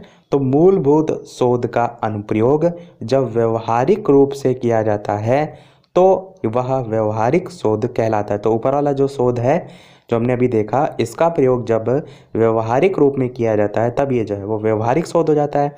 जैसे कि अधिगम के जो सिद्धांत है उनका अनुप्रयोग बच्चों की जो शिक्षा का स्तर कम हो रहा है, कमी आ रही है, उसमें जो है अधिगम के सिद्धांतों का अनुप्रयोग किया जाएगा। तो व्यवहारिक जो हम रूप से उसका यूज़ करेंगे तो वो आपका व्यवहारिक शोध जो है वो हो जाएगा। आई होप समझ में सारी चीज़ें आपको आ रही होंगी। इसके अलावा वीडियो पसंद आ रहा हो तो वीडियो को लाइक अवश्य कर दीजिएगा। आपके लिए बहुत मेहनत करनी पड़ती है तो आपका एक लाइक तो बनता ही है। इसके साथ साथ चैनल अभी तक सब्सक्राइब ना किया हो तो अवश्य कर लीजिएगा, क्योंकि आगे आने वाले टाइम में समावेशी शिक्षा का जो है हम फर्स्ट रिवीजन जो है वो स्टार्ट करेंगे, क्योंकि ये हमारा जो है वो कंप्लीट हो जाएगा।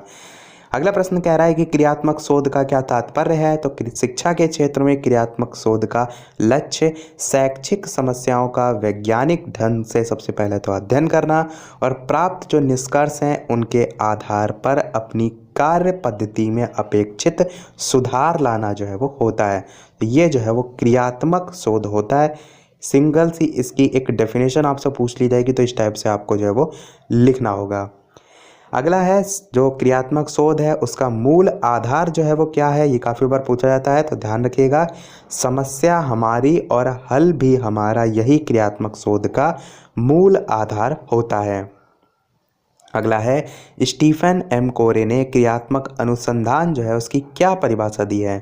तो काफ़ी संबंधित है इनसे। तो क्रियात्मक अनुसंधान एक ऐसा अनुसंधान है जिसके द्वारा व्यवहारिक कार्यकर्ता वैज्ञानिक ढंग से अपनी समस्याओं का अध्ययन, अपने निर्णय और क्रियाओं में निर्देशन, सुधार और मूल्यांकन जो है वो करते हैं। मैं आपको रिकमेंड करूंगा कि ये डेफिनेशन अवश्य याद कर लीजिएगा। क्रियात्मक अनुसंधान से संबंधित कोई भी प्रश्न आए, स्टीफन एम कोरे के अनुसार करके आप ये डेफिनेशन जो है वो लिख दीजिएगा। अगला है मौलिक और क्रियात्मक शोध में अंतर क्या है। तो ज्ञान की वृद्धि एवं प्राप्ति के लिए विशेषज्ञों द्वारा जो शोध कार्य किए जाते हैं वे मौलिक शोध कहलाते हैं, जो मैंने ऊपर आपको बताया।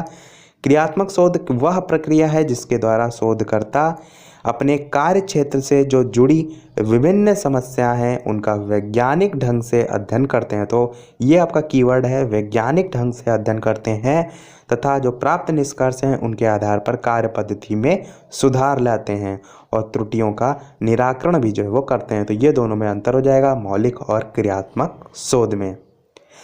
अगला प्रश्न कह रहा है कि क्रियात्मक शोध का उद्देश्य विद्यालय एवं कक्षा की कार्य प्रणाली में सुधार लाना है, तो मौलिक शोध का उद्देश्य बताइए। तो यहाँ से दोनों का उद्देश्य आपको पता चलेगा। तो मौलिक शोध के उद्देश्य की बात करें तो नए तथ्यों और सिद्धांतों का प्रतिपादन करना जो है वो उद्देश्य हो जाएगा। तो उद्देश्य आपसे पूछा जाएगा तो भी आप लिख सकते हैं। क्रियात्मक शोध का उद्देश्य पूछा जाएगा तो भी आप लिख सकते हैं विद्यालय और कक्षा की कार्यप्रणाली में सुधार लाना। अगला प्रश्न देखते हैं कि क्रियात्मक शोधकर्ता का समस्या से प्रत्यक्ष संबंध होता है। क्या मौलिक शोधकर्ता का भी समस्या से प्रत्यक्ष संबंध होता है? तो आप कह सकते हैं मौलिक शोधकर्ता का समस्या से प्रत्यक्ष संबंध आवश्यक नहीं होता है। तो ये दोनों के बारे में हो जाएगा। अगला है क्रियात्मक शोध में परिकल्पनाओं का प्रतिपादन कारणों के विश्लेषण के आधार पर होता है या उस पर आधारित होता है। तो मौलिक शोध में क्या होता है? बात करें उत्तर की तो परिकल्पनाओं का प्रतिपादन पूर्व शोध के निष्कर्षों, सिद्धांत एवं अनुभवों पर आधारित होता है। अगला है कि क्रियात्मक शोधकर्ता स्वयं निर्णय लेता है, समस्या का समाधान जो होता है उसमें कहाँ तक सफलता मिली है इससे संबंधित, और शोधकर्ता को सफलता मिलने पर पुनर्बलन भी मिलता है। तो मौलिक शोध का मूल्यांकन कैसे होता है? उत्तर की बात करें तो मूल्यांकन बाह्य होता है, विशेषज्ञ नियुक्त किए जाते हैं और अच्छे कार्य के लिए उपाधियां भी जो है वो प्रदान की जाती हैं। अगला देखते हैं प्रश्न, क्रियात्मक शोध में समय कम लगता है, क्या मौलिक शोध में भी समय कम लगता है? तो आप कह सकते हैं मौलिक शोध में अधिक समय लगता है। अगला प्रश्न है कि क्रियात्मक शोध का क्षेत्र सीमित तथा स्थानीय होता है, मौलिक जो शोध है उसका क्षेत्र कैसा होता है? तो मौलिक जो शोध है उसका क्षेत्र अधिक व्यापक और विस्तृत होता है। तो सभी प्रश्न आपके यहाँ से देखिए कवर हो रहे हैं, कोई भी प्रश्न छूटा नहीं है कि किसी भी प्रकार से प्रश्न घूम फिर के पूछ लिया जाएगा तो आप जो है वो कर ले जाएंगे। अगला है क्रियात्मक शोध की रूपरेखा लचीली होती है, क्या मौलिक शोध की रूपरेखा भी लचीली होती है? तो आप कह सकते हैं मौलिक शोध की रूपरेखा लचीली नहीं होती है, शोधकर्ताओं का जो विशेष प्रशिक्षण है वो जो है वो आवश्यक होता है। इससे पहले जो 5 पार्ट इस वीडियो के हो चुके हैं उनको अवश्य देख लीजिएगा, पूरा आपका कोर्स जो है वो कवर हो जाएगा। मैंने पूरी कोशिश की कुछ भी जो है आपका ना छूटे, इसीलिए इतने पार्ट जो है वो बनाए हैं। अगला प्रश्न है कि क्रियात्मक शोध के क्षेत्र में मुख्यतः कौन सी समस्याएं आती हैं? तो क्रियात्मक शोध के क्षेत्र में शैक्षिक समस्याएँ आती हैं, जैसे कि शिक्षण अधिगम संबंधी समस्याएँ, मूल्यांकन तथा परीक्षा संबंधी समस्याएँ, पाठ्य सहगामी गतिविधि संबंधी समस्याएं, विद्यालय प्रबंधन तथा प्रशासन संबंधी समस्याएं। तो ये सभी समस्याएं आती हैं। हेडिंग आप याद रखिएगा, अंदर इसमें जो आपको लिखना है वो आप हेडिंग के अनुसार जो है वो लिख सकते हैं। अगला प्रश्न मोस्ट इम्पॉर्टेंट, बहुत बार पूछा जाता है, इसको एकदम याद कर लीजिएगा कि क्रियात्मक शोध जो है उसके कितने चरण होते हैं? तो क्रियात्मक शोध के 6 चरण होते हैं, कहीं कहीं आपको 8 चरण भी देखने को मिलते हैं, जिसमें क्या किया गया है इन्हीं चरणों को और जो है वो सब डिवीज़न जो है वो कर दिया गया, इसलिए 8 जो है वो आपको देखने को मिलते हैं, परंतु मुख्यतः जो है वो 6 ही चरण होते हैं। कौन कौन से? सबसे पहला है समस्या की पहचान करना, दूसरा है समस्या चुनने के कारण, तीसरा है क्रियात्मक परिकल्पना, चौथा है कार्यविधि, पांचवा है प्रदत्त विश्लेषण, छठा है निष्कर्ष। तो ये 6 चरण जो है वो होते हैं। एक चीज़ का विशेष ध्यान ये भी दीजिएगा कि जब ये प्रश्न आपसे लघु में पूछा जाएगा तो केवल और केवल आपको हेडिंग नहीं लिखनी है, इसके अंतर्गत भी जो है आपको लिखना पड़ेगा, और हेडिंग के अंतर्गत लिखते हुए इस प्रकार आपको लास्ट पॉइंट तक जो है वो हेडिंग के अंतर्गत लिखते हुए जो है वो पहुँचना होगा। तो इसलिए यहाँ पर मैं फास्ट रिवीजन करा रहा हूँ, तो केवल हेडिंग बता रहा हूँ, परंतु आप इसके अंतर्गत जो है वो एक बार पढ़ अवश्य लीजिएगा। एक चीज़ मैं आपको और बता दूँ कि डायरेक्ट जो है चरणों पर आधारित भी प्रश्न पूछा जा सकता है। तृतीय चरण क्रियात्मक परिकल्पना, जैसे कि आप देख पा रहे हैं बीटीसी के 2016 के पेपर में जो है डायरेक्ट पूछ लिया गया था, क्रियात्मक परिकल्पना निर्माण जो है उसके बारे में लिखिए। तो आपको पता होना चाहिए कि ये क्रियात्मक शोध के चरण में आता है, किस चरण में आता है, इस टाइप से, तभी आप जो है इसके बारे में लिख पाएंगे। बढ़ते हैं अगले प्रश्न की तरफ कि प्रथम चरण समस्या की पहचान करते समय किन पक्षों की जानकारी होना आवश्यक है। तो सबसे पहले कार्य क्षेत्र, यानी कि समस्या का शोधकर्ता के कार्य से सीधा संबंध है, ये पता होना चाहिए। दूसरा स्वयं, यानी कि समस्या का समाधान स्वयं किया जा सके। तीसरा है गुणवत्ता, यानी कि समस्या के समाधान से कार्य सरल और गुणवत्तापूर्ण होगा। और चौथा है समय, यानी कि समस्या का समाधान कम अवधि में प्रस्तुत किया जा सके। पांचवा है मूल्यांकन, यानी कि समस्या के समाधान के पश्चात कार्य प्रगति का मूल्यांकन किया जा सके। तो ये सभी आप जो पॉइंट देख पा रहे हैं इनको याद रख लीजिएगा कि प्रथम चरण समस्या की पहचान करते समय किन पक्षों की जानकारी होनी चाहिए। तो इन सभी पक्षों की जानकारी आपको होनी चाहिए। अगला प्रश्न है कि यूनेस्को सम्मेलन के अनुसार नवाचार क्या है। तो ये आपको याद होना चाहिए, क्योंकि इसमें आप अपने अनुसार नहीं लिख सकते हैं। यूनेस्को सम्मेलन के जो अनुसार है वही आपको लिखना पड़ेगा। तो नवाचार एक नूतन विचार का प्रारंभ है या एक तकनीकी प्रक्रिया है जिसका विस्तृत उपयोग प्रचलित व्यवहारों तथा तकनीकी के स्थान पर प्रयोग किया जाता है।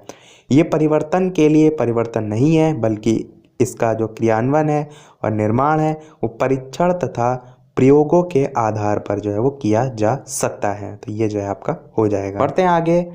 प्रश्न अगला, न्यायाधर्ष से आप क्या समझते हैं। तो बात करें उत्तर की, तो न्यायाधर्ष से आशय यहाँ पर किसी होगा, किसी जनसंख्या से चुने उस छोटे समूह से है जिनका चयन इस प्रकार किया गया है कि वे संपूर्ण जनसंख्या का पर्याप्त जो है वो प्रतिनिधित्व करते हैं।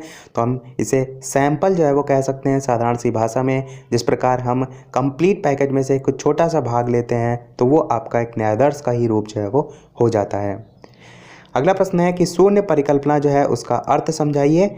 तो शून्य परिकल्पना एक प्रकार से नकारात्मक परिकल्पना होती है, जिससे ये मानकर चलते हैं कि दो चरों में कोई संबंध नहीं है अथवा दो समूहों में किसी विशेष चर के आधार पर कोई अंतर जो है वो नहीं है। तो ये आपका 2017 में जो है वो बीटीसी के पूछा गया था।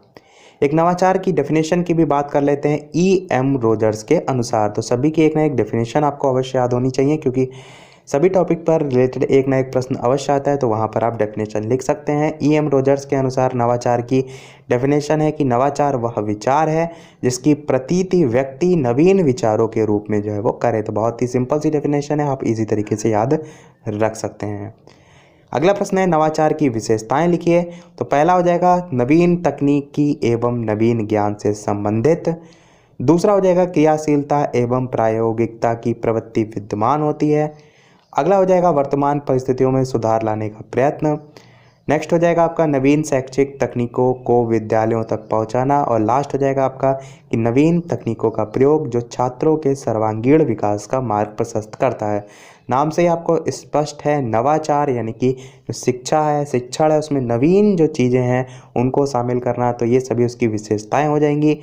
नवाचार के बारे में यदि पूछा भी गया तो डायरेक्ट भी आप इन सभी पॉइंट को लिख सकते हैं, तो वहाँ भी जो है सेम पॉइंट ही रहेंगे। बढ़ते अपने अगले और इस वीडियो के लास्ट प्रश्न की तरफ कि शिक्षा में नवाचार की क्या आवश्यकता है। तो सबसे पहला है कि कल्याणकारी राज्य की स्थापना के लिए। दूसरा है तीव्र आर्थिक विकास के लिए। तीसरा है जनसंख्या की आवश्यकताओं की पूर्ति के लिए। चौथा है आपका मानव संसाधन का विकास करने के लिए। और पांचवा है रोजगार के अवसर में वृद्धि के लिए। और लास्ट है आपका कि पर्यावरण प्रदूषण जनित जो समस्याएं हैं उनके समाधान के लिए। तो ये सभी जो है आपके जो शिक्षा में नवाचार हैं उसकी आवश्यकता जो है वो हो जाएगी। और ये सभी भी पॉइंट आप नवाचार के विषय में कोई प्रश्न पूछा जाएगा तो वहाँ पर भी आप लिख सकते हैं। तो इसी सारी चीजें हमने देख ली आपके पूरे कोर्स से संबंधित। इतनी अगर चीजें आप पढ़ के जाएंगे, रट के जाएंगे, इसके बाहर से आपको कुछ देखने को नहीं मिलेगा। बाकी एमसीक्यू, वन लाइनर, वो सारी चीजें हम पहले आपको करा चुके हैं, वो सारी चीजें आपको प्लेलिस्ट में जो है वो मिल जाएंगी। अब वीडियो को समाप्त करने से पहले चैनल पर नए हो तो सब्सक्राइब करके अवश्य जुड़ जाइएगा, और वीडियो पसंद आए तो लाइक शेयर और सब्सक्राइब जरूर जो है वो करते रहिएगा। और एक प्रश्न हम आपसे हमेशा पूछते हैं, तो इस वीडियो का आपके लिए प्रश्न है जिसका आंसर वीडियो के मेन कमेंट में आपको बताना है कि शिक्षा में क्रियात्मक अनुसंधान नामक जो पुस्तक है वो 1965 में किसने जो है वो लिखी थी। ए ऑप्शन है कामता प्रसाद पांडे, बी ऑप्शन है प्रोफेसर स्टीफन एम कोरे, सी ऑप्शन है एम एस दांडेकर, और डी ऑप्शन है इनमें से कोई नहीं। तो इन चारों ऑप्शन में से कौन सा जो है वो सही होगा, अपना आंसर वीडियो के मेन कमेंट में टाइप करके जो है वो बताइएगा। तो आज के में इतना ही रखते हैं। वीडियो को सभी तक पहुंचा अवश्य दीजिएगा जितने भी छात्र डीएलएड थर्ड सेमेस्टर की परीक्षा देंगे, क्योंकि आपके लिए सारी मेहनत की जा रही है, सभी जो है अच्छे से अच्छे अंक जो है वो हासिल कर सकें। तो मिलते हैं चलिए फिर अगले वीडियो में कुछ नए प्रश्नों के साथ, नए टॉपिक के साथ। तब तक के लिए नमस्कार।